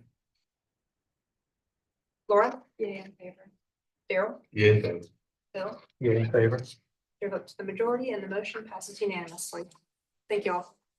And agenda item 8, 115.5 Wentworth Street.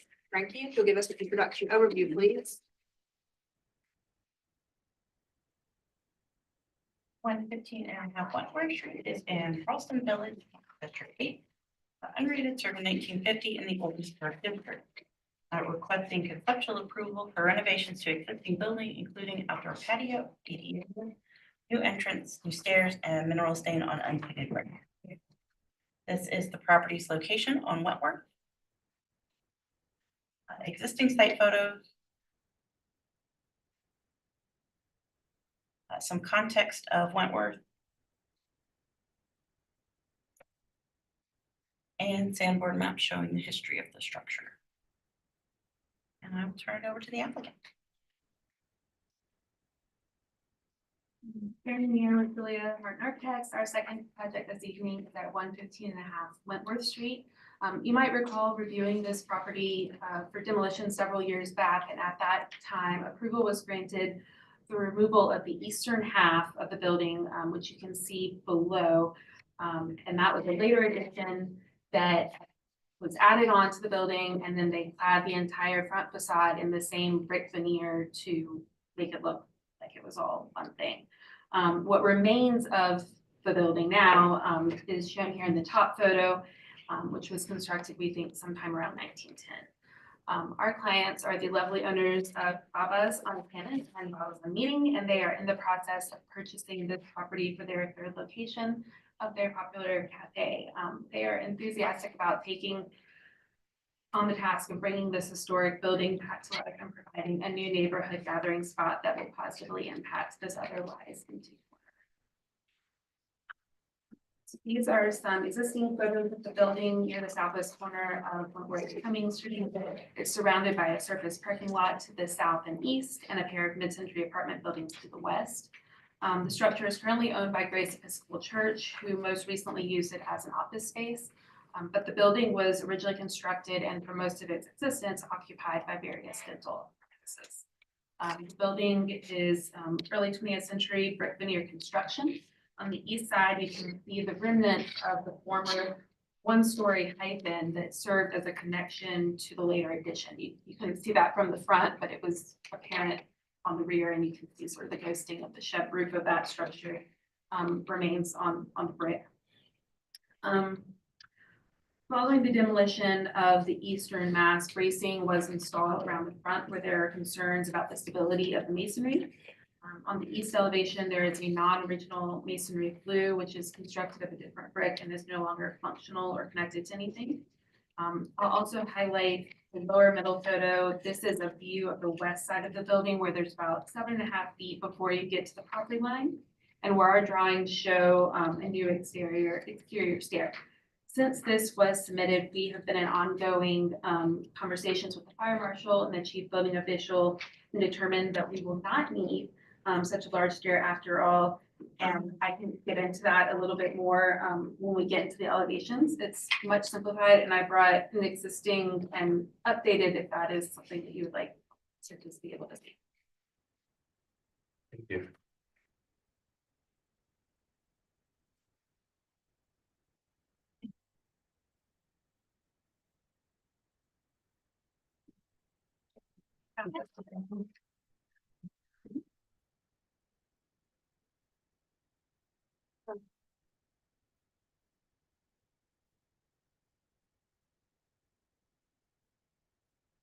So here is our existing and proposed site plan, which illustrates that part of the sale of this property will include adjusting the east property line and getting an additional 10 feet in width for outdoor dining and providing an ideal spot for a new ADA lift. The intention would be to add a pedestrian gate within the existing non-historic wall and fence of the sidewalk, leading to a new patio and a secondary entry where the lift could be tucked behind a landing. On the west side of the building, we are requesting to add new steps and a door to access the kitchen and back of house. And then in lieu of the second floor egress stair that I mentioned earlier and that are previously shown in your drawings, we would have a second door and set of steps close to the street to provide egress from an interior fire stair. And then a new fence would be installed at the sidewalk, which would screen these exits and any kind of trash, recycling, mechanical equipment that would necessarily need to kind of be located on that side. This is our existing and proposed first floor plan. Improvements to the exterior are limited to the removal of the defunct flue on the east, restoring window openings, adding new doors to serve both the patio and back of house, and making some adjustments to the main entry at the front. Second floor is more of the same. There's a small window that we do not believe is original that we would like to eliminate, and then a second window on the back that we've seen from the public right of way that may be infilled, and you're not seeing that in this set of drawings, but it would be that top left one, which would not be. Moving to the elevations, these are the existing and proposed north and east sides, which are the most prominent elevations from the public right of way. Again, the intent is really just to restore the original openings and repair or replace windows as needed, which are in very rough shape. The new steps and landings would be stucco to differentiate from the historic, and then doors would be appropriate, period appropriate full light with doors. Here is the existing south elevation, and then the handout that I provided shows suggesting for the west. Again, we're thinking we're going to need that large metal stair That will not be necessary.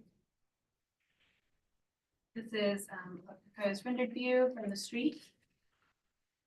And then we have gone ahead and developed a few additional details such as this section through the main entry. This area was previously altered when the second layer of brick veneer was added at the front and wrapped into this recessed entry. So now that that non-original veneer has been removed from the front facade, it makes sense to eliminate it here as well. There's also currently two doors in this little vestibule, one of which is no longer needed. And so we're replacing that with a small window. We're suggesting that the interior of this entry receive a new vertical V-groove cladding, and then the steps will be relayed to fill the full width of the space and also be more code compliant with new iron handrails. These are some details of the new landings, fence, and HVAC stand. We are also making a request to use a semi-transparent mineral stain on the brick to help conceal some of the past repairs and damage to the brick veneer. There are examples of that application here up in the top right, and the goal would be to retain the appearance of the original brick, but even out some of the variations resulting from infill and mismatched mortar. This is an enlarged view of patio areas and proposed modifications to the fence and wall at the sidewalk. That fence and wall that is there now was added within the last few years after the demolition of that addition. It's not particularly elegant where it meets the existing buildings, the two different brick types. So it seems like a logical spot to add a gate to the patio and allow this restaurant to be accessible to everyone. I'm just flip back to our renderings, and that is all I have. If you have any questions, I'd be happy to answer them. Look at this a few years ago and the brick was separating from the building. We looked at some demo. It's being held on by the bracing. Okay. Any questions? All right, do we have anyone speaking? Frankie, will you give the city staff comments and recommendations, please? We just had observations that the proposed alterations are tasteful, nicely detailed, and minimally respectful, and our usual Secretary of Interior standards recommending against unpainted masonry. Staff recommendation is a conceptual approval with a final review by staff. Thank you, Frankie. Aaron, did you want to respond to or clarify anything? Only to say that I'm sort of keeping with that standard and the board's desire to not have unpainted masonry painted. We feel like this mineral stain will go a long way to helping even out the appearance of the brick, but still maintaining that appearance as opposed to trying to paint it. There's a lot of damage, I think, from that previous veneer and that sort of thing. And then, of course, the windows have been infilled over time. So I think that will be a successful option. All right. Public comment. The applicant's presentation is now closed. We'll move into board discussion and a vote. I think this is a nice facelift for this building. The west elevation looks much better. Yeah. Getting rid of the big fire stair. Yeah. I have no problem with the middle stain. Have you used it before, or will you do a sample on the We'll walls? definitely do samples. We have not used it before. I'm really hoping great. that I mean, there are numerous versions of this product out there. I don't know why it hasn't become more common here that I'm aware of. But it seems like it's been really successful on historic buildings to help. It was used on River School many, many years ago. I remember that. Riverside School, which is now the Magnet. Mhm. I don't know.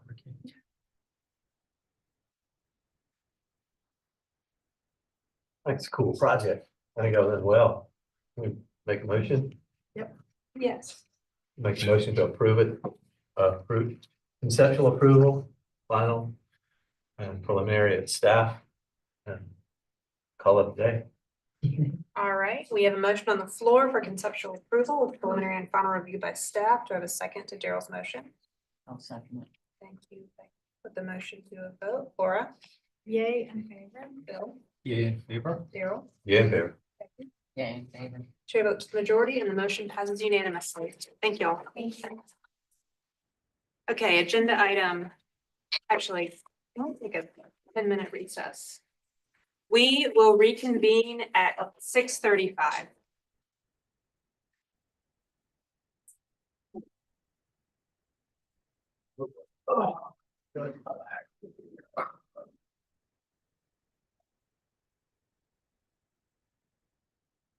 I'm excited about classrooms. Gotta go pretty. Oh, well, They just did.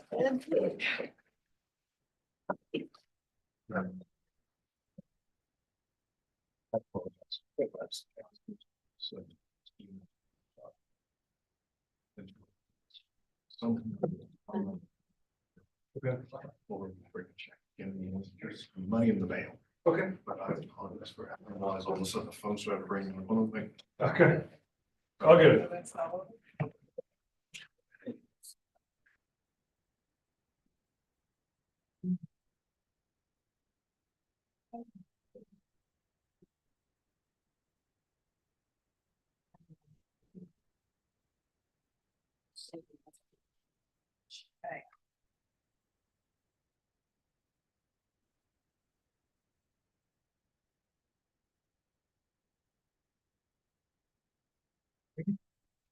Fancy That's a- paper clip. Whoa. Way too fancy for me. You probably could get it as an ear. Do you want it? I've never seen such a paper clip. Well, you haven't been to Staples for a while. Apparently not, apparently not. No, we're gonna close your project. I don't know why. It's just the shed roof. The city has a policy against snap log. Did you look at this one though? Well, first of all, Lawrence, I had no idea until I read the thing today that I was coming for an appeal. I've never done an appeal in 41 years. He just sort of said, well, I think we're going to send this to the board. And I go, okay, that's fine. But anyway, and I didn't have samples and all that good stuff. But I was, for given the roof type it is, I was impressed. When this thing is put together, you can't tell that it's not stainless steel. It's just that, given what that thing is, a little shed roof on the back, so I get it for single family. In fact, the only problem I have with it.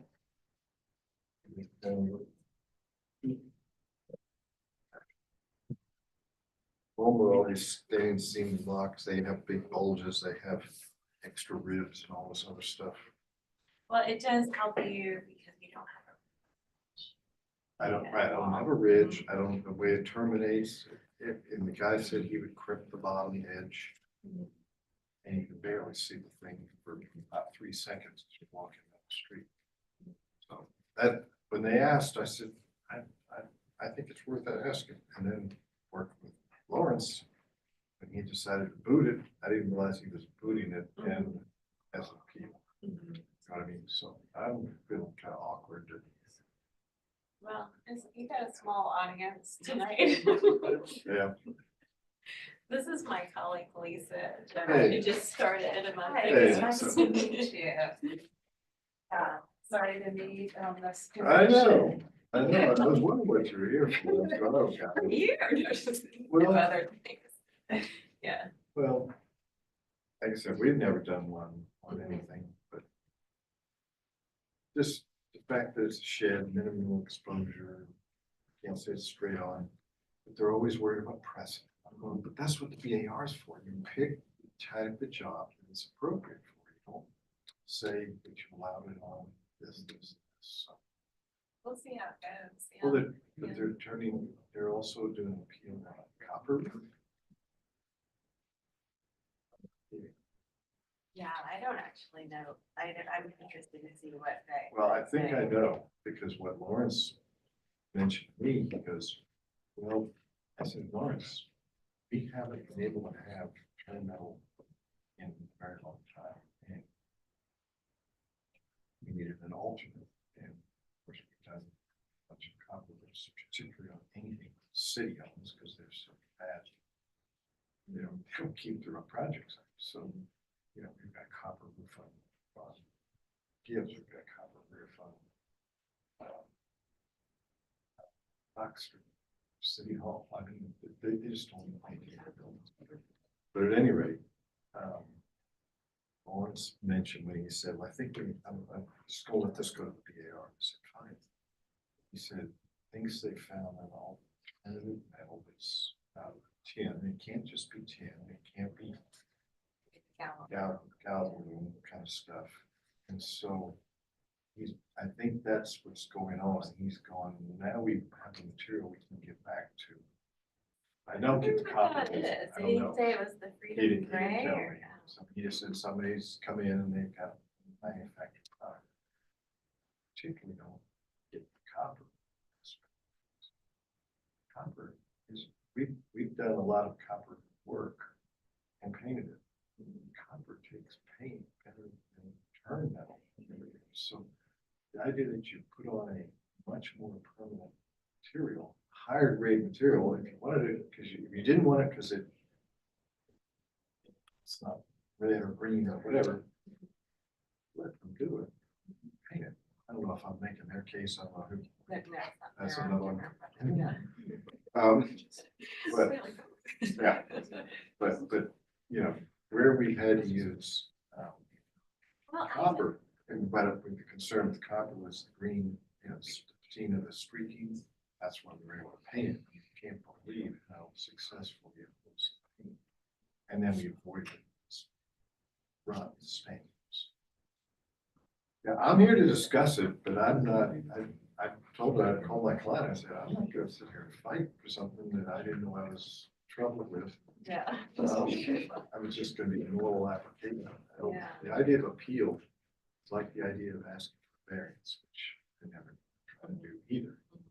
If you need a variance, you shouldn't be doing what you're doing. If you need an appeal, you probably shouldn't.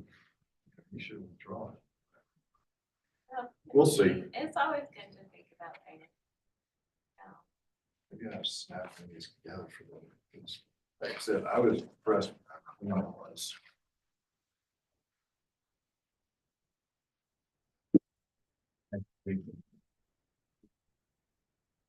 On a 29, 229 each house in Holly. That they remanufactured snap-on there. And for millers, they didn't make it, they won't, the seams would come undone in a hurricane. They didn't even phase, nothing's phasing that. I mean, it's a stronger mechanized fit than turn metal, which seems to unravel. But we'll see. Like I said, I'm at their mercy, at your mercy.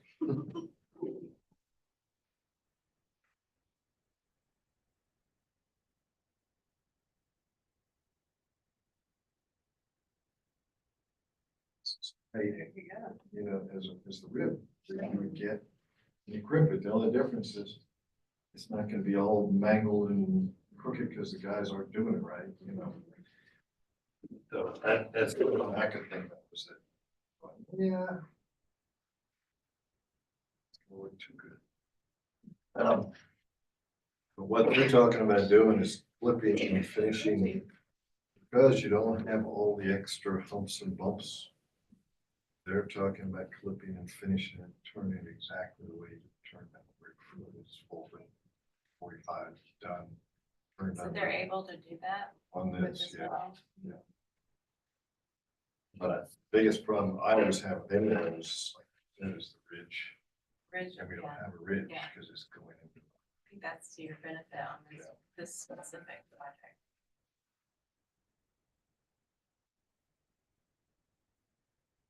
You know the history on that building? No, I'm not trying to, yeah. It's fascinating. So, you know, I went to photos of cars. You know what it looks like? Mhm. It is the stable for Winter Mansion. He wanted to build Blue Broad. Nobody was selling enough land. He was a jerk. He turned out to be a really great person because he became a councilman And he was the main impetus for founding the fire department. Up till then, they were all private fire companies. Can't remember where he was from, but he was in shipping. So he couldn't get any land, so he bought that property in that corner. And said he was gonna build some bigger and taller than everybody in Gala Pond. Their pond cupola is also the second largest house in Charleston, next to Calhoun Mansion. And this piece wraps around that one house, one structure that he couldn't get. And he could get it this lifetime, 5, 10 times. All inside this thing, right up against that wood house. When there's Mine's very squeaky. So they're all in the century, but. I don't know if you guys want to recycle the file.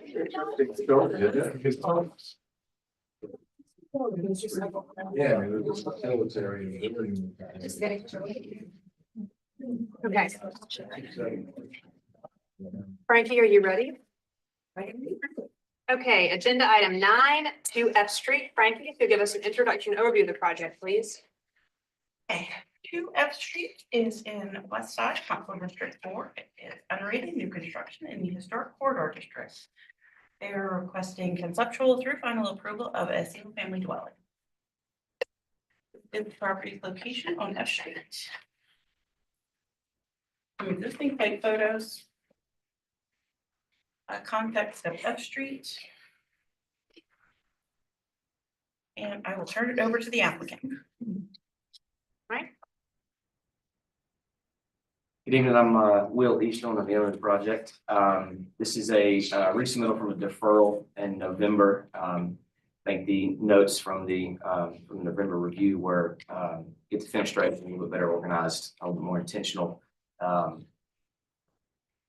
The building as a whole did not seem to ruffle any feathers, and so we've readdressed so the orientation, windows, sizing, placement, better scheme with it. Additional comments were to tighten up some of the detailing on the outside of the home, show it a little bit better, a little bit more greater detail than was prior. It's a single family home, slab on grade. It's fairly modern, and I didn't take from comments last time that was problematic. So I think we've addressed some of the window placement issues. Hoping to move it forward from here.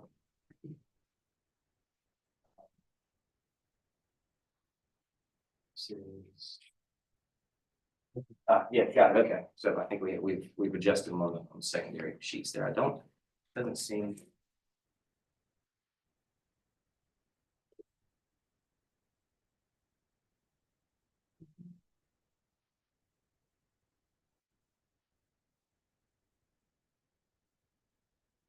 Okay, sorry, I got lost in my own drawing set there. So I think these are the proposed elevations, and the second sheet are the previous elevations. So I was trying to reorient myself there. So front and rear, obviously, just the smaller elevations there. And these are the larger elevations, are the cleaned up elevations. The windows don't seem quite as messy. So I think from here, perhaps. We've got the fenestration a little bit better organized, and detailing the home is a little bit clearer as far as materiality and scale of the pieces of the home together. It's modern in nature, so it doesn't seem to be terribly complex in what we're trying to ask for. I think that's pretty much the end of the comments from the prior review. I look forward to your comments for this one. Are there any questions for the applicant?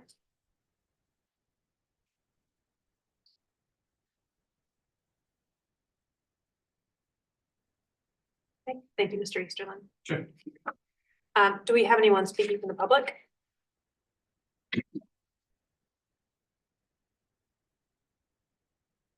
April Wood, Historic Charleston Foundation. HCF has reviewed the application for 2F Street. We have some concerns that the facade is oversimplified and should be restudied to better fit into the context of the neighborhood. We also suggest restudying the projection portion of the building, the overall detailing, and the inconsistent fenestration pattern and placement. We respectfully recommend deferral for restudy of the fenestration and improved architectural direction. Thank you. Is there anyone else speaking from the public? Okay, Frank, you have to give us city staff comments and recommendations, please.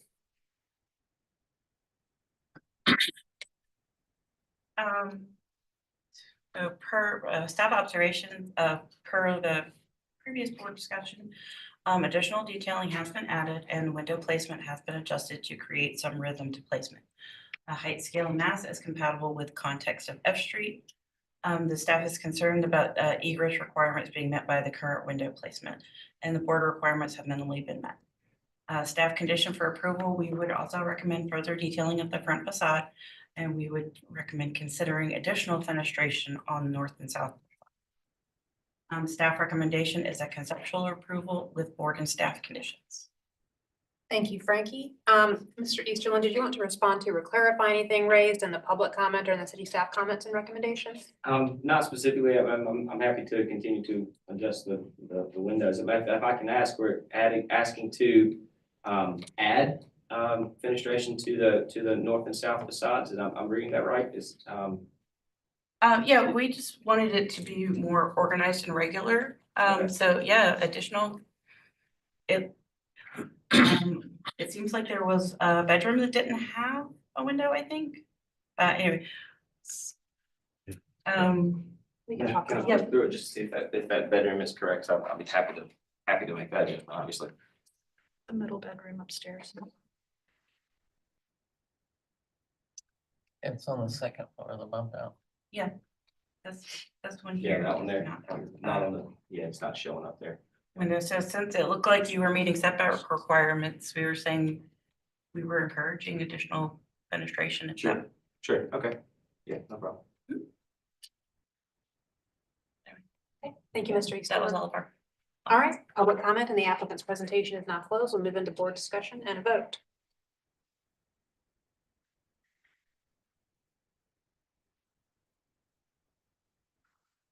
I agree with the comments that have been made. Especially for the north wall, that it needs some more study in terms of the fenestration, more regular pattern. I don't have a problem with a house being a little bit more contemporary, but it comes down to the detailing.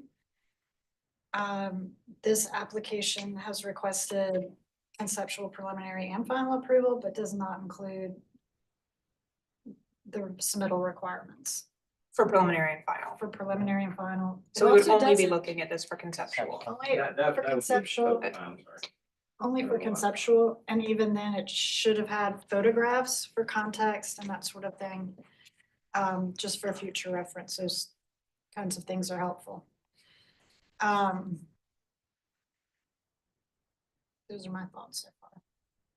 I kind of concur. I don't mind contemporary. I don't mind simple, but I think it still needs massaging more. One of my big issues is the site and the parking in front of the house. It's atypical to what you would normally see downtown. It's foreign to the neighborhood. There's a ample room to do a driveway on the, that would be the south side of the building. And if you wanted the entrance to be closer to that parking, it can always, mirror, flip over. But that's my main concern. Of course, anything, we need some more, we're gonna eventually need some site details, pavement, that sort of stuff. Those are my main. Let's see, yeah, you're doing hard surface driveway. All right, that's it.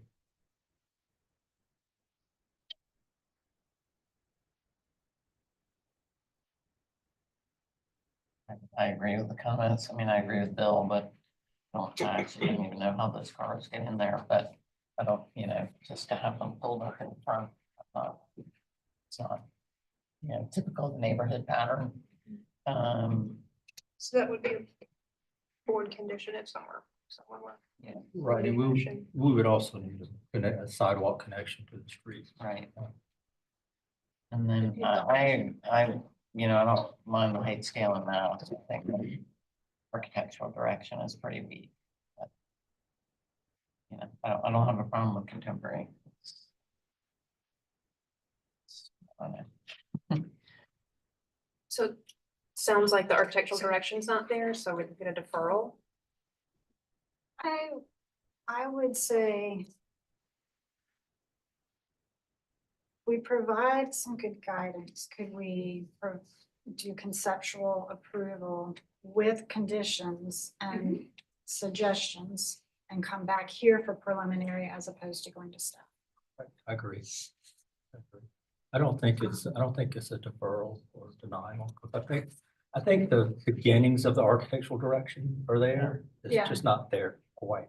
It hasn't all been fleshed out. Right. And this is an interesting area of town. It's an That unusual. We have more purview than we do most, it's treated like a corridor like King Street or Rutledge Avenue, but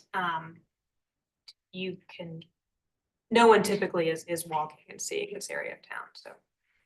We allow, I think in the past, we've allowed some funkier things And in there are this area. some further up the street, Mhm. which if there were photographs would be. Yeah, and I think even on Rutledge, we've allowed some different architectural styles. So I would, if anybody do you have any comments? No, I don't have anything to add. Create a motion. All right, I'll make a motion for conceptual approval with board conditions to further study fenestration and details, especially the north side,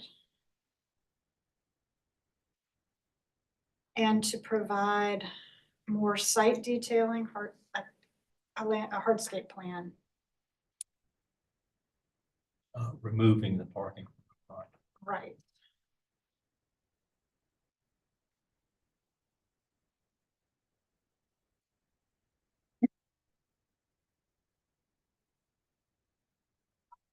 Preliminary back here at the board. Okay, not so at then staff.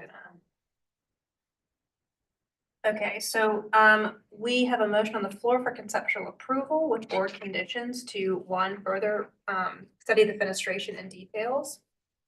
Two, to provide a hardscape plan, and then I put it separately, three, remove the parking from the front. And then that is it, because we want to see this back. Do I have a second to Laura's motion? I'll second. You, Bill, with the motion to a vote. Daryl? Yay in favor. Becky? Yay in favor. Laura? Yay, in favor. Bill? Yeah, in favor. Chair votes to the majority and the motion passes unanimously. Thank you all. Okay, agenda item 10, 6 F Street. Frankie, if you'll give us an introduction overview of the project, please. 6 F Street is also in West Side, so Council District 4, do construction in the historic corridor district, requesting conceptual approval for a new single-family house. This is the property's location on F Street. Existing site photos. Context of F Street. And I will turn this one over to the applicant.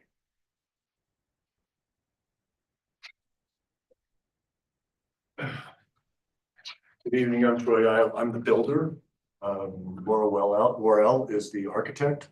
I'm open for questions. I'm coming here not with a complete explanation. We had feedback directly on previous concepts and staff conditions involved with that. They were addressed by my architect, Laura, and I look forward to your input on this. We're looking for conceptual and final. Thank you. Any questions for the applicant?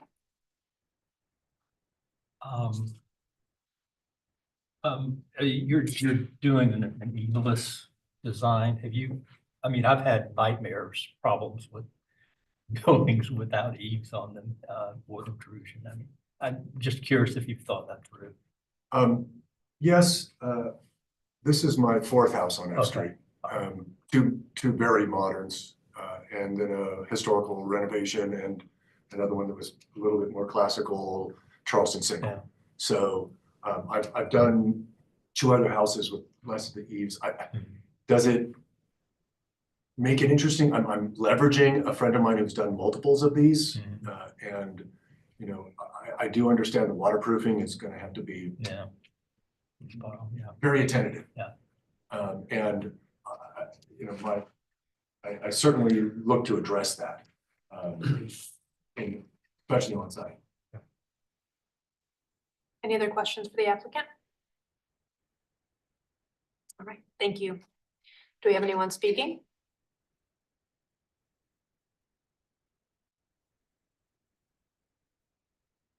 April Wood for Charleston Foundation. HCF has reviewed the application for 6 F Street. And while we have no objection to the overall architectural direction, we have concerns about the fenestration on the front facade. The windows are atypical and disrupt the architectural harmony of the rest of the building. We believe they should be restudied to fit within the historic context of the area. We respectfully recommend deferral for restudy of adequate fenestration. Anyone else speaking? Okay, Frankie, if you give us city staff comments and recommendations, please. Okay. I can't get to them. Staff just left our observations and conditions the same as we had them last time because your motion was for a complete packet. So you didn't actually address or you didn't include any of our comments or observations in your motion. So we just left our comments as they were. And I could go through them for you and then you can approve or deny as you. So our observations were that the site plan and streetscape didn't appear to match and gave a false sense of context. Window proportion and placement seemed awkward, and we did not have an issue with height, scale, and mass, but we're concerned with general architecture direction. And then we just included the staff, the principles for new construction that we gave Mr. Ayo and his designer. So our recommendation previously was the deferral for restudy with board and staff conditions, and we have met with them and provided these principles for new construction to Mr. Ayo. Okay. Thank you. Mr. Aya, did you want to respond to or clarify anything raised in the public comment or the city staff comments and recommendations? So. On page A102 of the plan, it shows 3 of the moderns that are on the street. This house not looking substantially different, very boxy, very modern. The discussion about the front windows that she brought up, those are the exact same design as 20F that I built 5 years ago. Very successful build for us. When you look at 14F, their funkiness and boxiness, and their one-sided shed roof instead of a gable look, it is more risque than and more modern looking than what ours are, the 2 little twins. So I'm a little wishful that the architecture of this is too shaded with fenestration and with the look when that street is. When I first got there, it was drive-bys and drug addicts, and a SWAT team came midday and we had to duck for cover. So it's a much better street now, but looking at what's existing there and it's already past the bar and has already been built, I don't think I'm stretching in any imagination of what that street's character looks like. It's completely in character with what the street has already on it. And that's the input that I have. Thank you. All right, public comment and the applicant's presentation is now closed. We'll move into board discussion and vote. There is a number of contemporary houses on the street. It's sort of an eclectic street. So I don't I don't, just like the last one, I don't have an issue with contemporary, modern. The thing that strikes me as the big problem with me is the large side gable, I think is awkward. It's awkward that you would find that on a narrow building on the side. I think a better solution to that would be just replace that with just a low slope roof, like what you would see on a piazza, yeah. I think it would work much, much better. The small thing, eliminate the two wall lights that are on the front elevation. Those are a little odd to have those. Porch lights, of course, are fine. The site plan needs a lot of work. It's still full of hand-drawn notes and everything.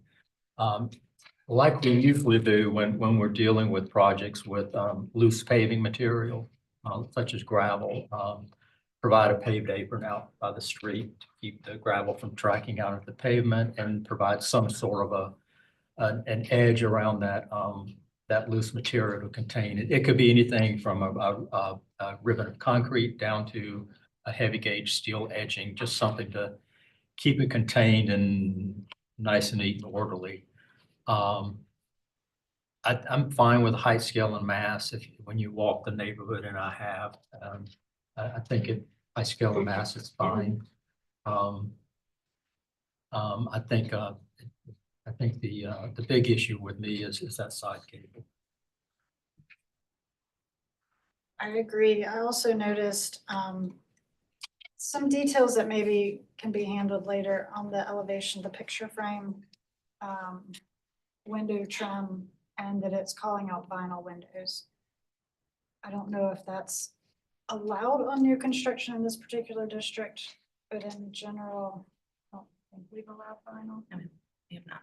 So just a note for further refinement, I guess, when they get into details. And I don't love the yin and yang and the two windows on the front.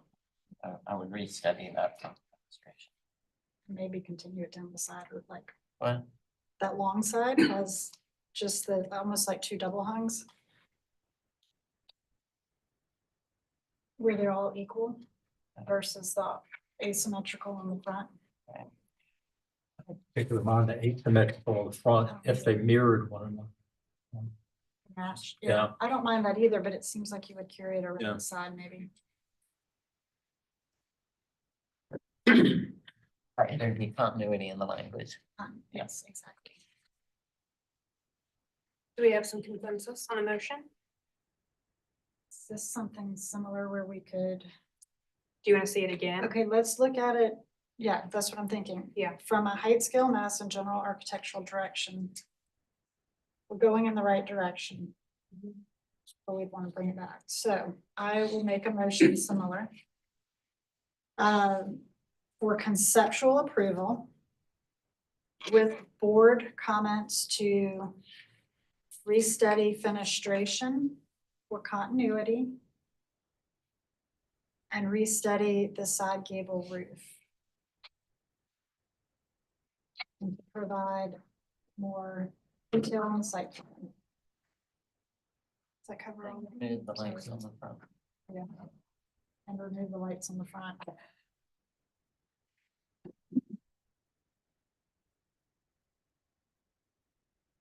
Your third one. Site plan? Site plan. Yep.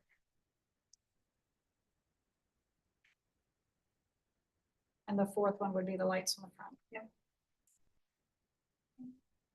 Okay, we have a motion on the floor for conceptual approval with board conditions.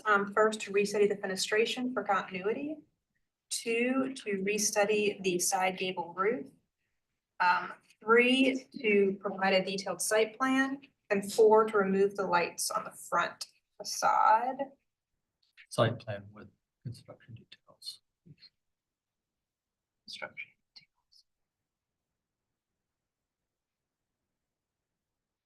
All right, do I have a second to Laura's motion? I'll second. Thank you, Bill. Put the motion to a vote. Becky, Yay, in favor. Daryl, Yeah, in favor. Laura, Yay, in favor. Bill. Yeah, in favor. Chair votes to the majority and the motion passes unanimously. Thank you all.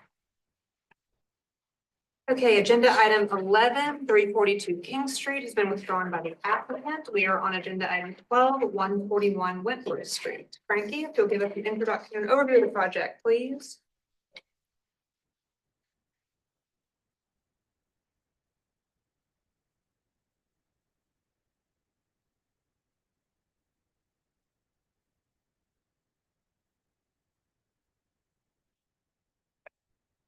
On Wentworth Street is in Charleston Village, Council District 8. It is a category 3 circa 1884 to 1888 in the Old Historic District. This would be an appeal of staff decision changing a standing seam metal roof to a pre-finished engineered standing seam metal roof. This is the property's location on Wentworth Street. Existing site photos. Some context of Wentworth Street. Architecture inventory. And Sanborn showing the history of the property. And I will turn it over to the applicant. There's no mic up here, so I guess anywhere is good. The mics are all over the room. Perfect. So I'm Joe Schmidt. I was a Schmidt Architects. As some of you know, we only deal with real materials and quality architectures. We always try. And first start by saying, I didn't know I was coming to an appeal. I was working with Lawrence and Lawrence said, I think we'll send this to the board. Not till the day did I go, an appeal. I didn't realize that you rejected it and told me. So. So it's actually not an appeal. We talked about this before. Yeah. This staff can't approve the material Okay. change, so it had to be All right, elevated. 41 years, I've never appealed, I've had to come for an appeal. I'm kind of frustrated Keep that that streak. What we have been asked by the board is when it is something that staff could not approve or did not approve, that we label it as an appeal. I, gotcha. In this case, it is something that we could not approve. And, For our guidelines. all right, and so back to my point of view, what the reason we were even looking at this is when they came to us, we know the project, we did Wentworth Mansion years ago. This was the stables for Wentworth Mansion that never got to be used as a stables. So tied up against the property line with the house, the property here. Man was never able to buy it, and there's a whole series of stable doors that his horses were gonna go out into his yard for Wentworth Mansion, which was gonna be this big. He never was able to purchase that piece. The arches are filled in with glass block. And we have done, in the back portion was the stable hands and the carriages. He put his horses in there, he just had to take them out the front door onto the street and into his property because he couldn't purchase. So what we've done over a period of time is in the back portion of that, it's the laundry for all of Rick Whitman's hotel units, Wentworth, Rutledge House, Fulton Lane. They do all the laundry there. In the front portion, right at the street, we put in Urban Nirvana spas. That's how it's being used today. The second reason two reasons we were looking at this material. I've never seen a cleaner, neater, pre-manufactured standing seam rib look. Normally, I should have brought bad examples because we all know them on how clumsy they are. We're only talking about a shed roof. We're not talking about a full gable roof. It's a 3/12. In best case, it's 6'2". Walking down the sidewalk, I get about a 4-second exposure of this. You just don't, the building's too tall to actually see it for more than about 4 seconds of walking to realize there's a metal roof there. So that was one reason we thought, okay, maybe. The contractor said he is gonna finish the bottom edge exactly like a turn metal roof on the way that's clipped and folded. And the fall apart with snap lock type systems is at the ridge, and we don't have a ridge. We're just coming into the side of a parapet. So, which you terminate a turn metal roof in the exact same way. Finally, the last reason for my apology tour here, I'm using this particular material, is they are having a lot of problems with condensation on the metal. That's why it's going bad so fast. Between the spa, with its high humidity and temperature, and mostly that laundry in the back, I mean, it's like an inferno in there. And what is happening is the old metal that's there, it's always always wet, it's always condensating, and it's rusting out. We have this, we don't have to do with it. So we could have done it in copper. It doesn't seem, it was way too expensive and not justified for its beauty and everything. This is more of a utilitarian roof and a utilitarian solution.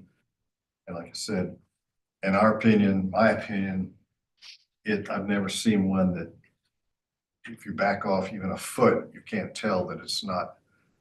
With April and I were just talking, with one exception, it's lacking the hand mangled, waviness that they think they did it perfectly straight, but it's not. So Any that's my questions? presentation. Any questions for the applicant? Thank you. Do we have anyone speaking?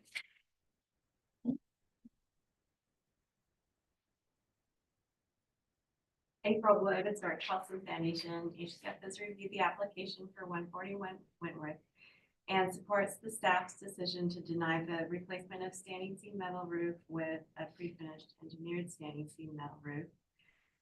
The roof is a character-defining feature of the historic building, and all work should follow the Secretary of the Interior standards for rehabilitation. Standard number 6 states that deteriorated historic materials should be repaired rather than replaced. And furthermore, the BAR's policy statement for historic roofing states that all standing seam metal roofs should be of traditional hand crimped detailing. Modern snap block or commercial grade roofs are inappropriate for historic structures and will not be approved. The proposed roofing material does not conform to the Secretary of the Interior standards or the BAR policy statement for historic roofing. Hand crimped standing seam roof is most appropriate for this historic building, and the material is readily available. We respectfully recommend denial of this application. Thank you. Is there anyone else speaking?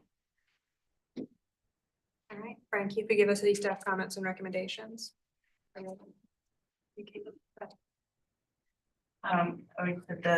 traditional, staff condition that we give everything is that traditional roofs are standing seam with the hand crimped seams and ridges. That's the condition that staff has to put on these, so that's why staff could not approve the engineered one. Thank you, Frankie. Mr. Schmidt, did you want to respond to or clarify anything raised in the public comment to the city staff comment? Just made a case that was contributory to this particular project. Right. I apologize for not following the normal path that we normally take. Thank We you. think it's appropriate for this job. All right, public comment and the applicant's presentation is now closed. We'll move into board discussion and a vote.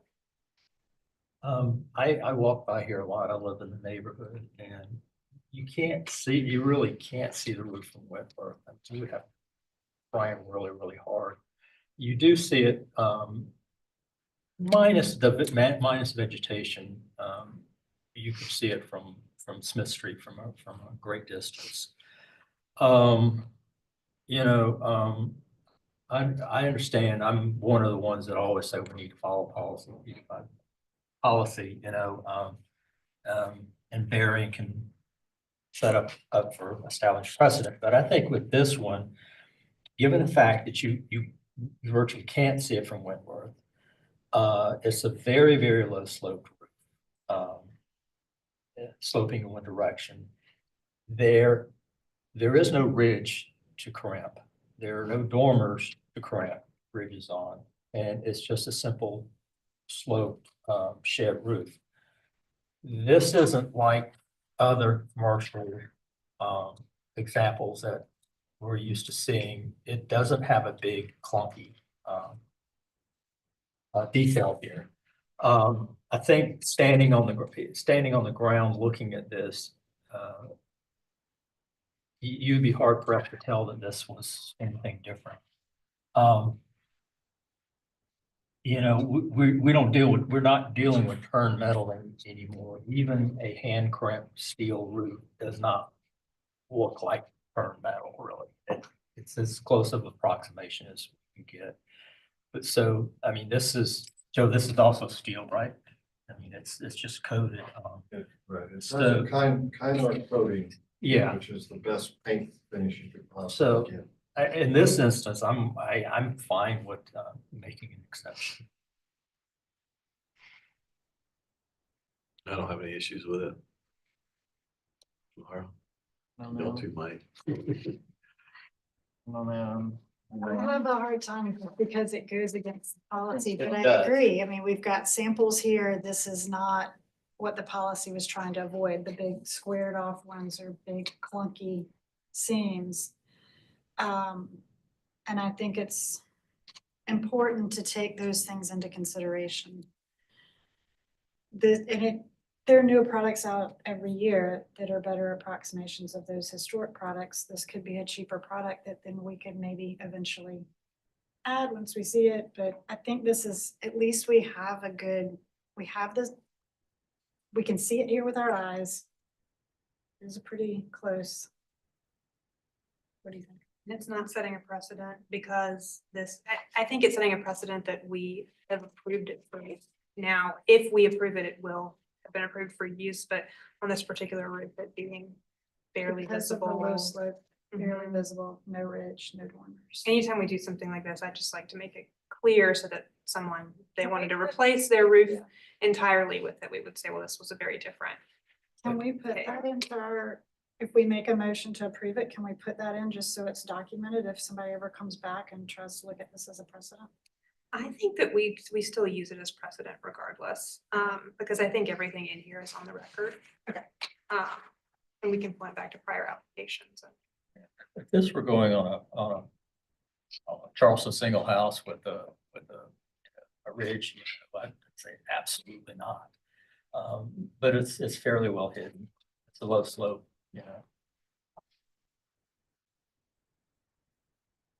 Did you want to? I don't know. I'm a fan of the hand crimp, Yeah. so I'm from the policy. So, I mean, I understand, I respectfully adhere to the principle, because I understand why you move on a new product and use new products. But I think it's visible, it is visible. There is precedent, and, we do hold to that roofing policy.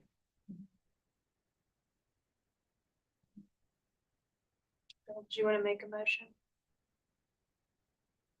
So we are treating this as an appeal. I'm opinionated. I don't think this is an appeal. All right, I'm gonna make a motion Because for, staff can't technically make a decision. It has to be elevated. So I view it as no different from staff can't decide that someone could demolish their house above line. Right. I will make a motion then for final approval using material as submitted.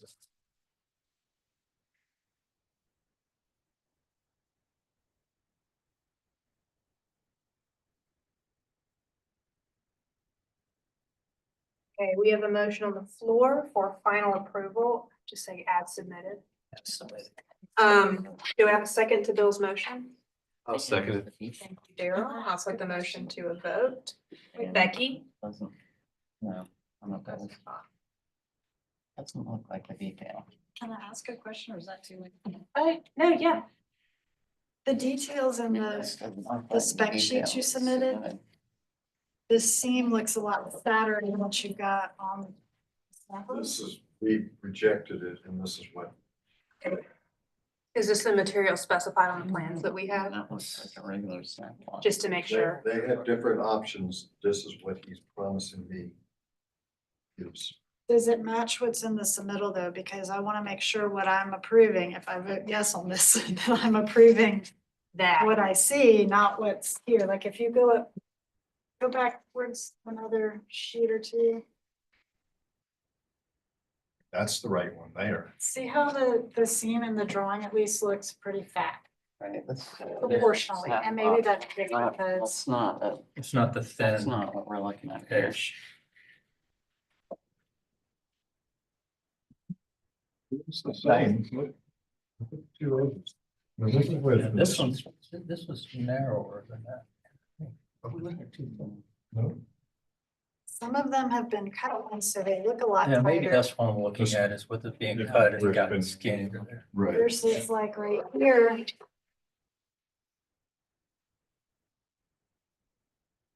That's what it seems really gonna That's the be. detail. Right. Whereas if you look at that end where they cut it, it looks like. I'm just trying to make sure I understand. does that change your opinion, Bill? No, because of the visibility. Okay. Doesn't. So then the motion stands. Bill, Daryl gave a second. Becky voted no. Laura?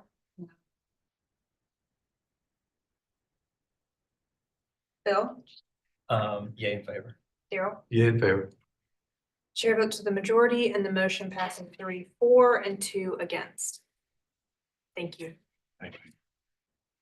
Okay, agenda item 13 is 32 Charlotte Street. Frankie, if you'll give us an introduction overview of the project, please.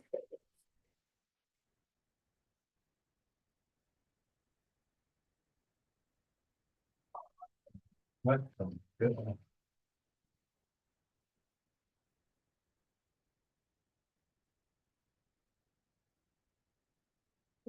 Charlotte Street is in the Gregsburg, which is Council District 4. It is a Category 2, circa 1820 in the Old Historic District.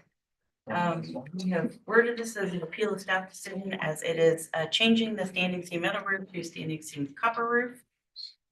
To be clear, that it's a material upgrade that staff is not allowed to approve. So it's not an appeal. I think we actually did mark this as denied because we couldn't approve it. At least that's how the permit was. I'm sorry, I'm just treating it differently. I don't think there was a permit that need corrections on the other one. Oh. So I think that's fine. How you did the last one. So if someone comes in with an application and you And you elevate it to the board?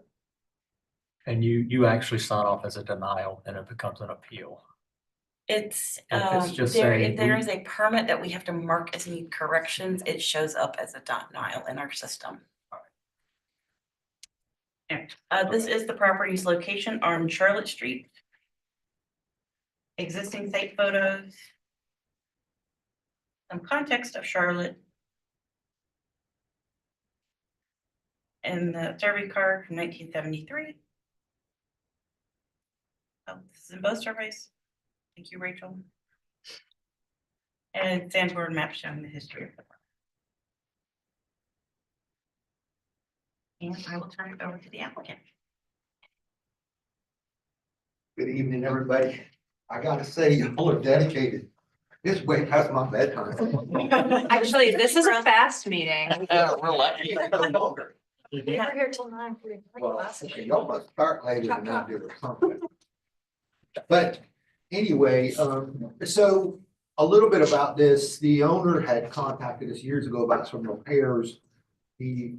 Which we don't really do the turn metal repairs anymore because it's just prohibitive for us, too much liability. And the roofs only last about 40 years anyway, and they don't make the product anymore. So recoating these roofs is an option, is what everybody does. The lower roofs were done. And the upper roofs were kind of done, but now nobody wants to try to get up there and do anything to them because the edges are all shot out on just the upper hip roof. Can't really see this much from the streetscape. It's obscured by some trees and, you know, I mean, it's 40 feet in the air. So, which is probably why nobody wants to get up there. But the turn on that section of the house, we think it's probably somewhere in the 80-year range of a 40-year product. And it's segmented, so we know it's probably prior to maybe 50 something, I don't know, or right around that time. So it could easily be 80 years old, could be older, I don't know. It has been repaired to death to the point where there's no edges left. It's just hydrostop, Siloflex, Bullen membrane, layers of coatings, whatever's up there is up there. And the owner wants to replace it with like a copper roof, so it would be in kind in the sense we would be doing exactly all the traditional details, double lock standings, 1-inch standing seams, all double locked. It would be just like a typical hand crimp hips and ridges, and like we would normally do a turn roof. That product's no longer available, and these other products, they can kind of mimic it, but copper is kind of what we have been replacing a lot of these with throughout the city. Where the older turn roofs, or they're just done, We just did one down on Murray. That roof was probably, we're thinking 1920, segmented turn roof. But there was just nothing. We had repaired it 5 years prior, and it was just beyond any kind of, it's too much of a liability for us to have to try to fix these, and you can't really fix them. So here they want to just do this upper roof. The lower roofs were probably done after Hugo because they're not segmented. So we think that they were probably replaced after Hugo or somewhere thereabout because the panels are continuous, and they're longer than 10 foot. So you can't really see this roof much from the streetscape. We took some pictures from above where you can see, the old turn, and it's kind of different colors, but when we do these copper roofs, they have the same appearance as a turn roof because the seam configurations and the applications are almost identical. And these roofs will patina, over time. So you're going to get this rich bronzy hue within about a year. Within a few weeks, it's going to start to fade. It will not be shiny for very long. And in about a year, you're starting to get this rich bronze, and it usually maintains that kind of look for, up to 20 years before you really start to see any kind of green patinage of copper, unless we have acid rain or something like that going on. But for the most part, these roofs will just get that rich bronzy color. Now, the roof is like maybe a Charleston green or a black roof now, I don't know. But it would look very similar to that because we're going from a dark bronze to a black, and from 40 feet in from the streetscape, you can't really see that, So, the owner just wants to be done with it because it's so inaccessible. It's hard to get up there to where, she would like to put something that's permanent, and this is kind of what we are proposing. Now, we did get a permit. Permit gets kicked to staff review for changing to a standing seam roof. We can go, according to y'all's recommendations, from a turn to a copper roof with y'all's approval. It was in our documents. So that's what we were just trying to follow those procedures on the historic roofing. And so that's kind of where, where we're at. That's kind of where I'm at. So I'm just trying to, keep it going. Any questions? I do gotta say one thing before I get out of here. Can I still Bill's thing about the eaves? You don't like houses without eaves? Because I don't either. So anyway, that's what I got. Are there any questions? I for the do applicant? have a question. You have one photo in here. It's taken right by the chimney. Is that sort of representing kind of the condition of the whole roof? It looks like it's been coated multiple times. Well, when you get to these edges, like in this picture, you can see that lower edge, there's no metal left. Right. It's all turned, and a back guy came in and stuck some screen in there, perforated stainless screen, and put a bunch of foam in there. I'm assuming I re-roof this house that we're going to have to replace some of that decking because there is nothing there. Now, that's indicative of the upper eaves all the way around. That's a hip roof. So you know, in places it may be fine, but for the most part, when we poke around it, there's nothing there. But the whole roof, that appears like it's been heavily coated. Oh, over it's the been years, so patched, coated, it's got everything you can imagine up there. And that is the general condition of the edge all the way around the house.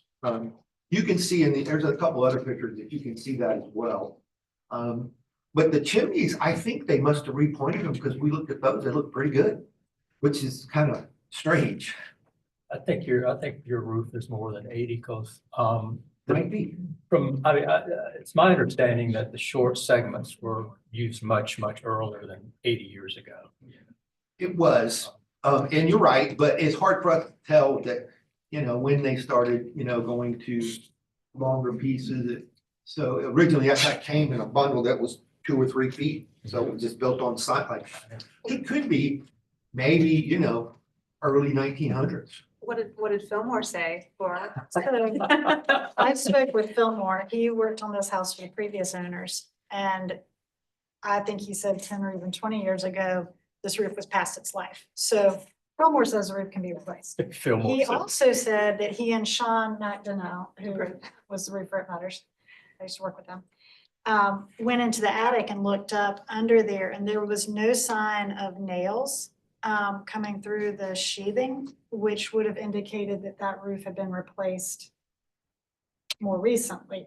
I mean, even, so he thinks this is the original metal roof, but that maybe prior, like when the house was first built, it could have had slate shingles on it that would have been attached to battens across the rafters. And so they took off the shingles, Right, and put on the sheathing, and then did the roof. So he it's thinks it's possible. really old. We would like to know the age because we kind of had a picture of the Murray job on the battery down there from like 1912. We could see that roof.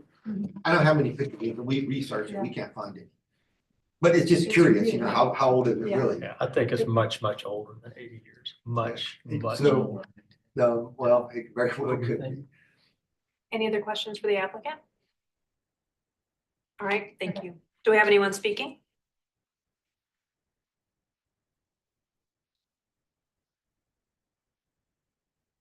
April Wood, Start Charleston Foundation. We have, the roof is in deteriorated condition and no objection to replacing it with copper. But we do have concern about, copper would not have been the original roofing material. So if it is approved for copper, we would prefer it to be painted. So it would be more of a traditional color. Thank you. Is there anyone else speaking? Frankie, if you give us city staff comments and recommendations, please.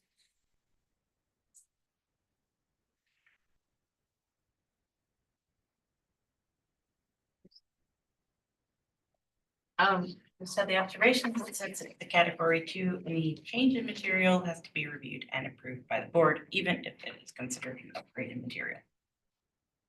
And we did deny permit all the time. Thank you.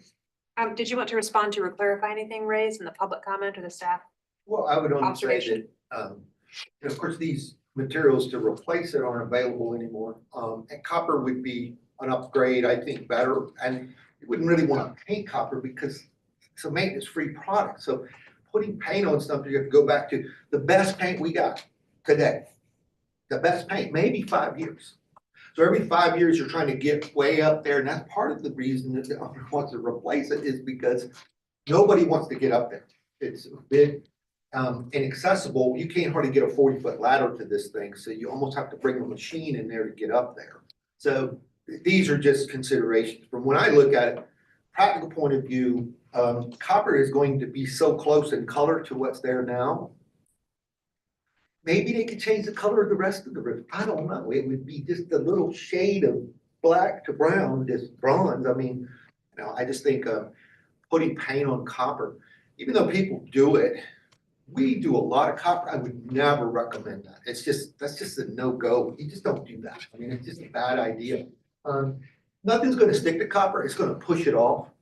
You know, so they don't make a primer that'll go on copper and say it's going to stick. You could go over steel, you could go over something else, aluminum, but not copper. I mean, it's just going to push that stuff right off or as it patinas. So would never recommend painting. And I get they're trying to keep, this thing is buried in trees from the street. You can't even see it. You know, you need a helicopter to really see this thing. So I just don't see it being, when it patinas within the first 6 months, it's gonna be a nice bronzy color. It's gonna complement what it would look good. So from my opinion.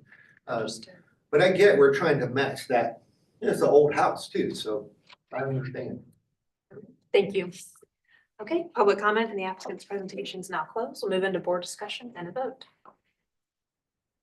From experience of when I worked at Metters, it was often commented that paint sticks very well to copper. If you have ever spilt it on a copper roof and tried to get it off, it's very difficult. So it is feasible and doable, and that would be, like, I tend to agree with what April said. I love the look of copper. I love the brown, but in this case, and in terms of thinking about a bigger precedent, it needs to be an in-kind replacement, which is a painted roof. We don't want to lose all that color over time as all these other buildings get replaced. I agree. I disagree. I think it's, at some point, it's gonna have to get painted if you paint the copper roof. Wesley's been doing roofs for 30, 40 years. Yeah, a long time. And I know what he's saying. I believe what he's saying is true, so. You know, to me, it's. I don't know. I'm just putting on my homeowner's hat who has owned a lot of old buildings with metal roofs. I would die if I had to spend that kind of money on a copper roof and then go ahead and paint it. Oh, man. To me, the biggest thing is to get, in using the copper, it more resembles a hand crimped burn metal roof, which you can never get that with steel. I mean, and so I think the use of the copper is definitely the way to go. Now, you know, I think painting it would be nice, but I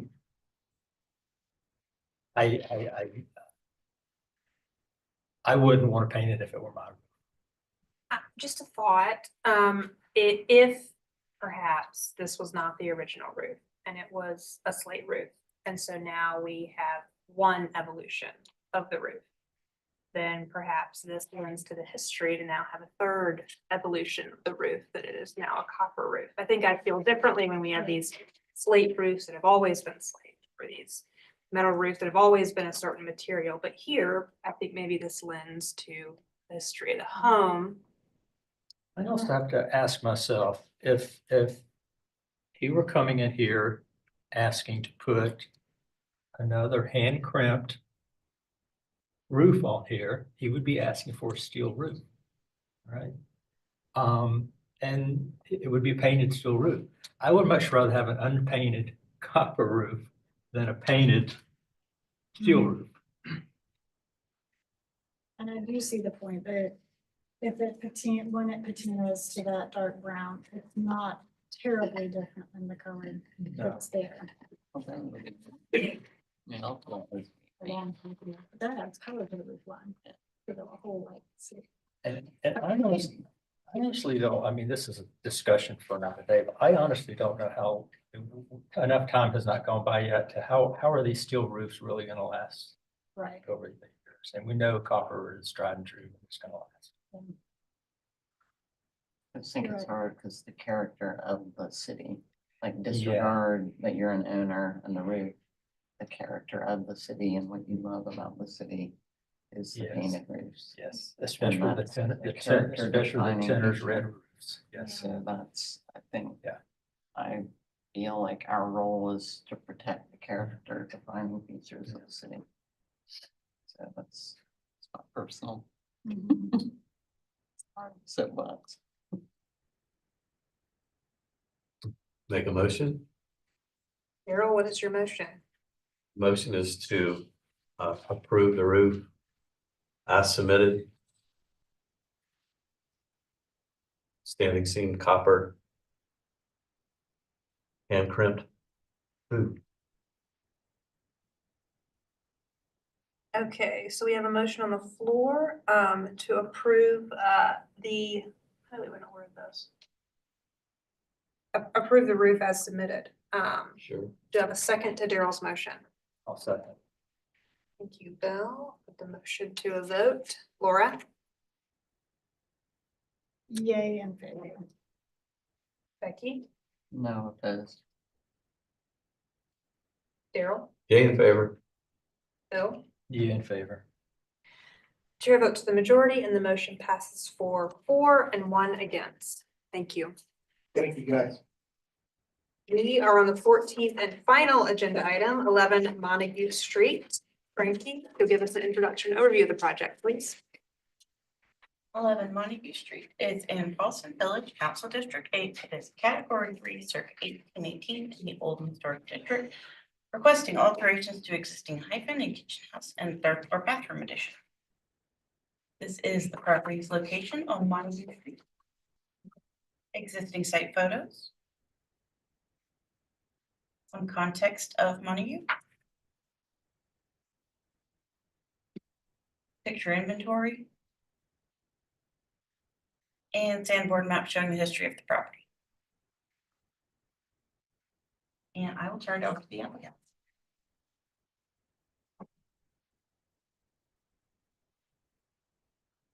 Good evening, my name is Diego Gonzalez, I'm with Public Regard. So this evening we have 11 Montague Street, also known as the Schmidt Connor House. It's a house that started construction in 1818 and wasn't done until 1829, and since then has had a storied history. This is a sketch of the house, and then also a sketch of the front door, which is heavily ornamented at the fanlight, and it was actually done by Charleston architect Joseph Mordecai Hirschman, who is also a resident in this house. The house is currently under easement with HCF. That was done in December 2005 for residential interior and facade of the main house. Here are some other pictures from the piazza. The property consists of the main house, the hyphen, which was done in the early 1900s, and since then have had different alterations to it. And then the kitchen house, which is not original, but it is using some of the remnants from the former servants' quarter, which was a two-story structure that collapsed with the earthquake of 1886. Again, remnants were used to build it back to a single story and also elevate it to match what the first floor is of the hyphen and the main house.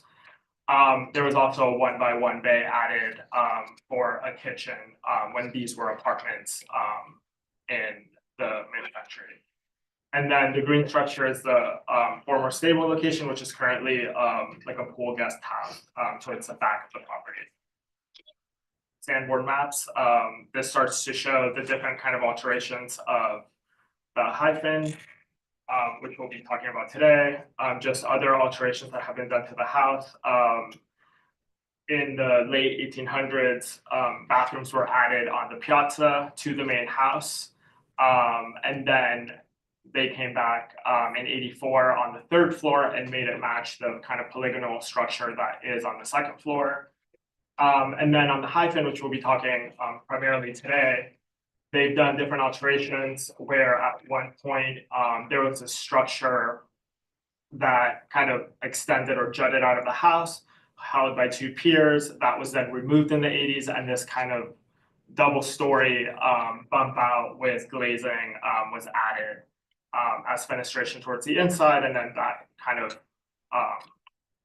dictated a couple interior alterations as well. Here we have our plans, and I'm just going to go over the elevation. We of course are not touching the main house. So front elevation and then side elevation. So this is the existing. So here we see, is there a laser? Yeah. So here we see the bump out with the kind of the two-story bump out. We see these windows. We see misaligned windows here. And then what we're proposing is to remove that bump out, kind of restore some order to the house and kind of bring a regularized rhythm to the fenestration on the second level. And then on the first floor, we are talking about and presenting a steel, very delicate steel and glass structure that will bump out to match essentially what we're losing from the current bump out. And this is to be designed, and we have renderings as well, to be very delicate, to have this ornamental kind of filigree with steel and glass, very sensitive and subordinate to the actual older structures on the property, which includes the main house and the kitchen house. These are two doors entering into the hyphen. We will make changes to the hardscapes to have some steps that come up to that. This is part of the, right in front of this hyphen is the motor court. Obviously not touching anything of the main house. We have two doors here. And then on the third floor, one addition that we're doing is to the bathroom, so adding a bathroom to one of the rooms. We think that this is the most appropriate, considering we wouldn't want to mess with the interior easements. It is 2 bedrooms on this level, and so it would just make it kind of awkward. So we thought if we're touching this hyphen, we might as well add it here. It's a very small structure and kind of nestled within its new hip roof that's being added here. And then so existing right now, there's this parapet, which we'll be bringing the eave of the parapet down to kind of accommodate what's going on here. On this side of the kitchen house, we want to do some exploratory demo. We believe that some of these openings aren't original. Some of these we can clearly see that were done based to kind of accommodate certain alterations after. And we do believe these windows are original this would have been what the second floor windows would have been to the servants' quarters. So kind of studying this. And then the last bit for this kitchen house would be, this is existing right now. There's 2 windows here, a door, and kind of some brick steps. We're thinking of adding a larger courtyard here just purely based on hardscape, and then adding a larger opening to kind of bring better flow from indoors to outdoors. Some sections. Details. And then this is the existing, this is what it currently is today. This is what we're proposing. So one view here. This is looking back from the kitchen house towards the front of the house. So here we can kind of see what the bathroom would be, the new hyphen structure, the windows, entry points here, and this bump out, which will house a dining area for the family. Existing rear of the kitchen house, and what it would be with adding this opening here, which would also be steel and glass. And then this is just for records, the easement.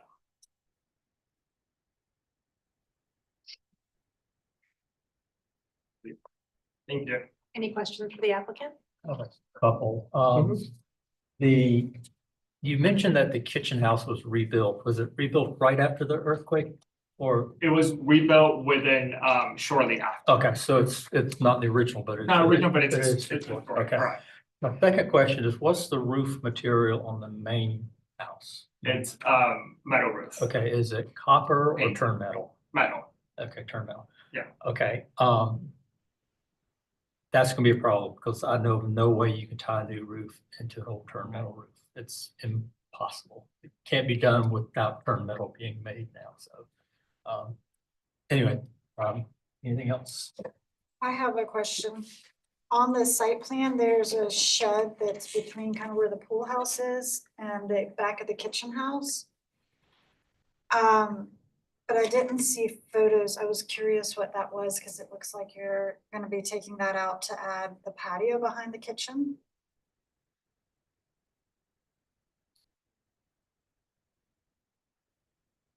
Oh, wait a minute. Maybe it was on a plan that I didn't see. Was it this? I could, the laser doesn't actually show up for us to see. Yeah. Sorry. Wait for that. Are you talking about this point? Yes, sir. That's trash enclosure right now. Oh, okay. Yeah. Sounds good. Any other Nothing questions? historic. It's 2x4 construction. Hmm? 2x4. 2x4, yeah. Yeah.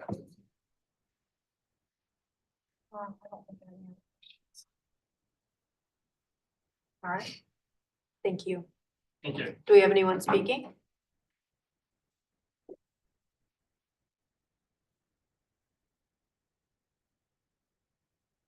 Wood, Historic Charleston Foundation. HCF holds an exterior and interior easement on 11 Montague Street. We've worked with that closely with the applicant, the current owner, and the previous owner to confirm that the proposed alterations conform to the terms of the easement and the expectations of the easement donor. And we are pleased with this application and believe that all proposed modifications are respectful, compatible, and compatible with the historic architecture. And we respectfully recommend approval of the application. Anyone else speaking? All right, Frankie, if you give it to these staff comments and recommendations, please.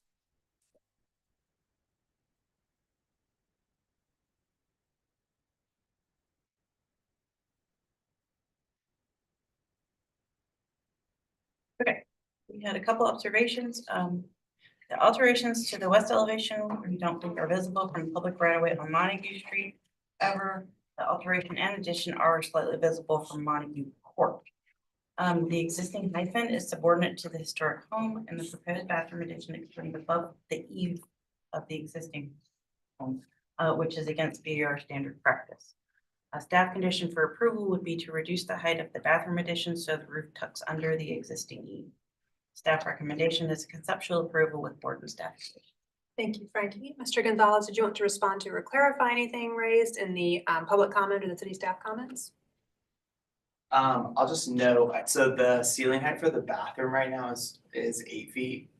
So we could explore reducing that. Right now, we're only hitting the, basically the crank of the roof.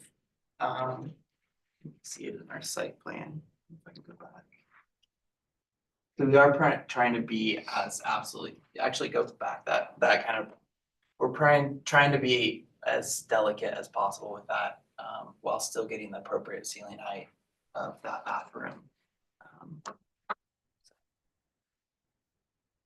Thank you. Yep. All right, public comment in the applicant's presentation is now closed. We'll move into board discussion and a vote. Yeah, the tying into the turn metal roof, that's, I mean, that's an issue because it's something that just can't be done, you know. It's, you can't tie two you can't tie a steel roof or copper roof into that turn metal. They're incompatible materials. I don't know how you would detail that and make it work. So I do agree with staff that probably the best solution is just to drop that down to a flat, you know, low slope membrane roof or something.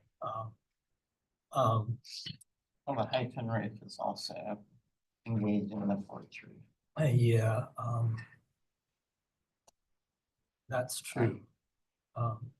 So yeah, those are gonna have to resolve somehow. I mean, the only way you can, and if it's a good roof, I mean, we would not allow the turn metal to be removed, but that's the only solution is to re-roof the whole roof just to get those new roofing materials to marry in. You just can't join those two incompatible materials. I think overall the design to me, it looks nice. I think it's a very nice improvement over what was there. I often like contemporary additions on historic buildings, but the contemporary edition that's on there now is not a good one.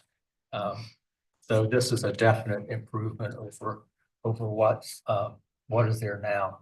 I would maybe recommend changing the light cuts on the new portions just to help differentiate them from the historic building itself. On the upstairs? Yes. Upstairs of the hyphen. The on the back side of the kitchen house, normally I wouldn't I would not support, cutting a large opening into a historic masonry wall, but it's already pretty well compromised where someone has cut 2 windows and a door in. So I think I could probably wrap my head around that as well.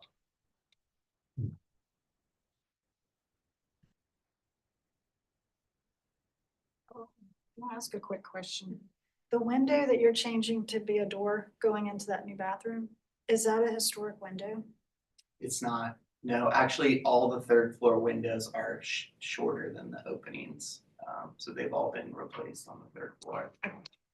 Thank you. I am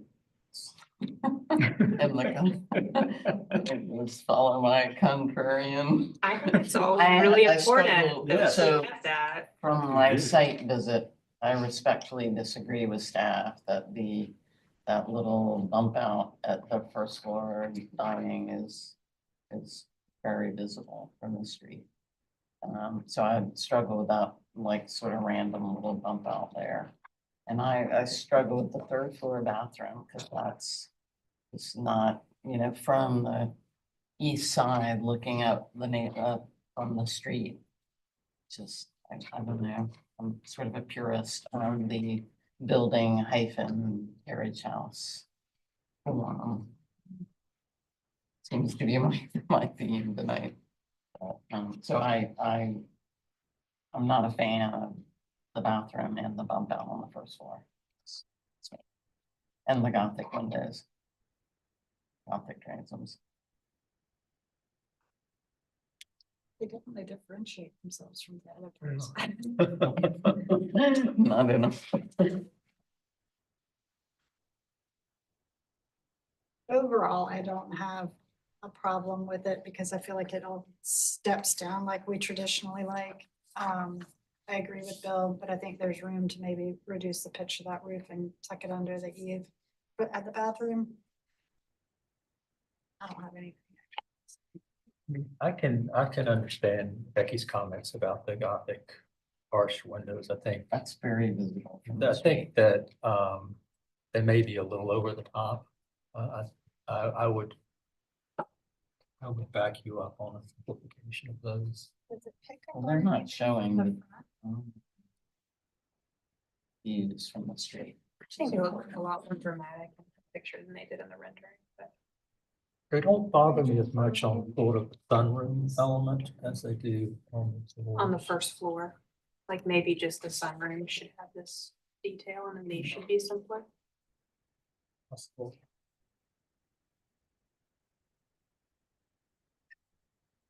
Overall, Was I there, really like it. was there a perspective view? Did I miss that? Like this. No, but there No. are perspectives from the public way showing the visibility of. That's not in the image overview, is it? Oh, wait, I found it. I'm sorry. Yeah, we do. Which Which sheet are you looking at? Which sheet are you looking at? I got him. I found him finally. Oh, but I'm no, trying to find yeah, it. Now we want to find it. No, on the image overview, it's in like 266, 265 Can you slide. flip to the image overview? It's past, yeah, keep going. That's fun. Yeah, that's where you can see all the perspective. I was stuck on the elevations. That little thing that bothers me from a forum standpoint.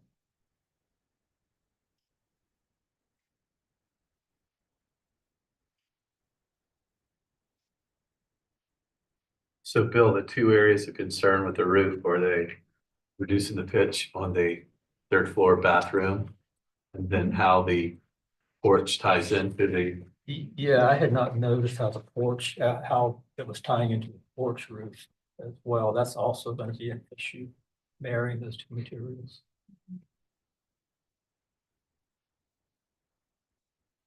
Which is going to change the design. Well, this might be a question of, so Bill, do you know, and I wish Fillmore was here. Yeah. Could you take off a panel or 2 and can you seam a copper panel to a turn metal panel? I think they're And then, or are they incompatible, like they have that Yeah, I think galvanic it's the action? galvanic action is. And that's a Fillmore thing that I picked up on. The galvanic action is the Fillmore thing that I picked up on. The actual physical marrying of two. See, I don't even know if you can marry copper with, because copper is more, it's still a different consistency. You might be able to do a lead coated copper. I don't know, Maybe. But they can work it out. We can just say Yeah. they have to figure it out. Okay. Good luck. Get you a good A Fillmore. roofer. Yeah. Get you a good Fillmore. Yeah, get you a good Fillmore and. Yeah. I've never known it ever have been able to be done. Because I mean, the alternative is to keep the parapet and the flat roof, which in my mind, I mean, tell me if I'm wrong, but I feel like this is more vernacularly appropriate to hyphen volume. I wonder if you could hyphen the hyphen. The alternative would be we could bring the bathroom walls to the exterior. I mean, you're trying to tuck it under this roof, but we could bring it to the exterior and then you wouldn't have it at all. So. Well, we'll let you figure that out. Yeah. Is this something that you want to see again or let them? What do you guys think? Pretty close.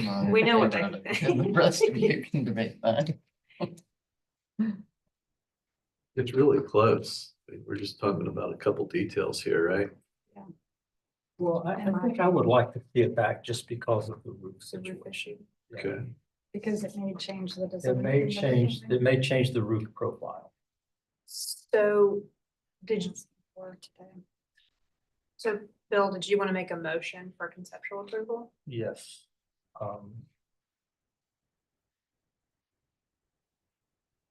I think it's with staff comments. Yeah, conceptual approval with staff comments, because they cover the roof issue. I would like to, I would also say, I would like to see the simplification of the Gothic, point cuts. In both locations or just on that first floor Of the addition? both locations, I think would be best. Gothic window cuts. I just think they're a little over the top. There's so many other great things that are going on with this house. I don't think you need them. All right, we have a motion on the floor for conceptual approval with staff condition and a board condition to simplify the Gothic window cuts. Do I have a second to Bill's motion? Second. Bill. The motion to a vote, Becky, No, that is- Laura, Yay in favor. Bill, Yeah, in favor. Daryl. In favor. Chair votes with the majority and the motion passes 4-4 and 1 against. Thank you all. Thank you. Do I have a motion to adjourn? Do I have a second? Thank you. All in favor? Aye. Yay.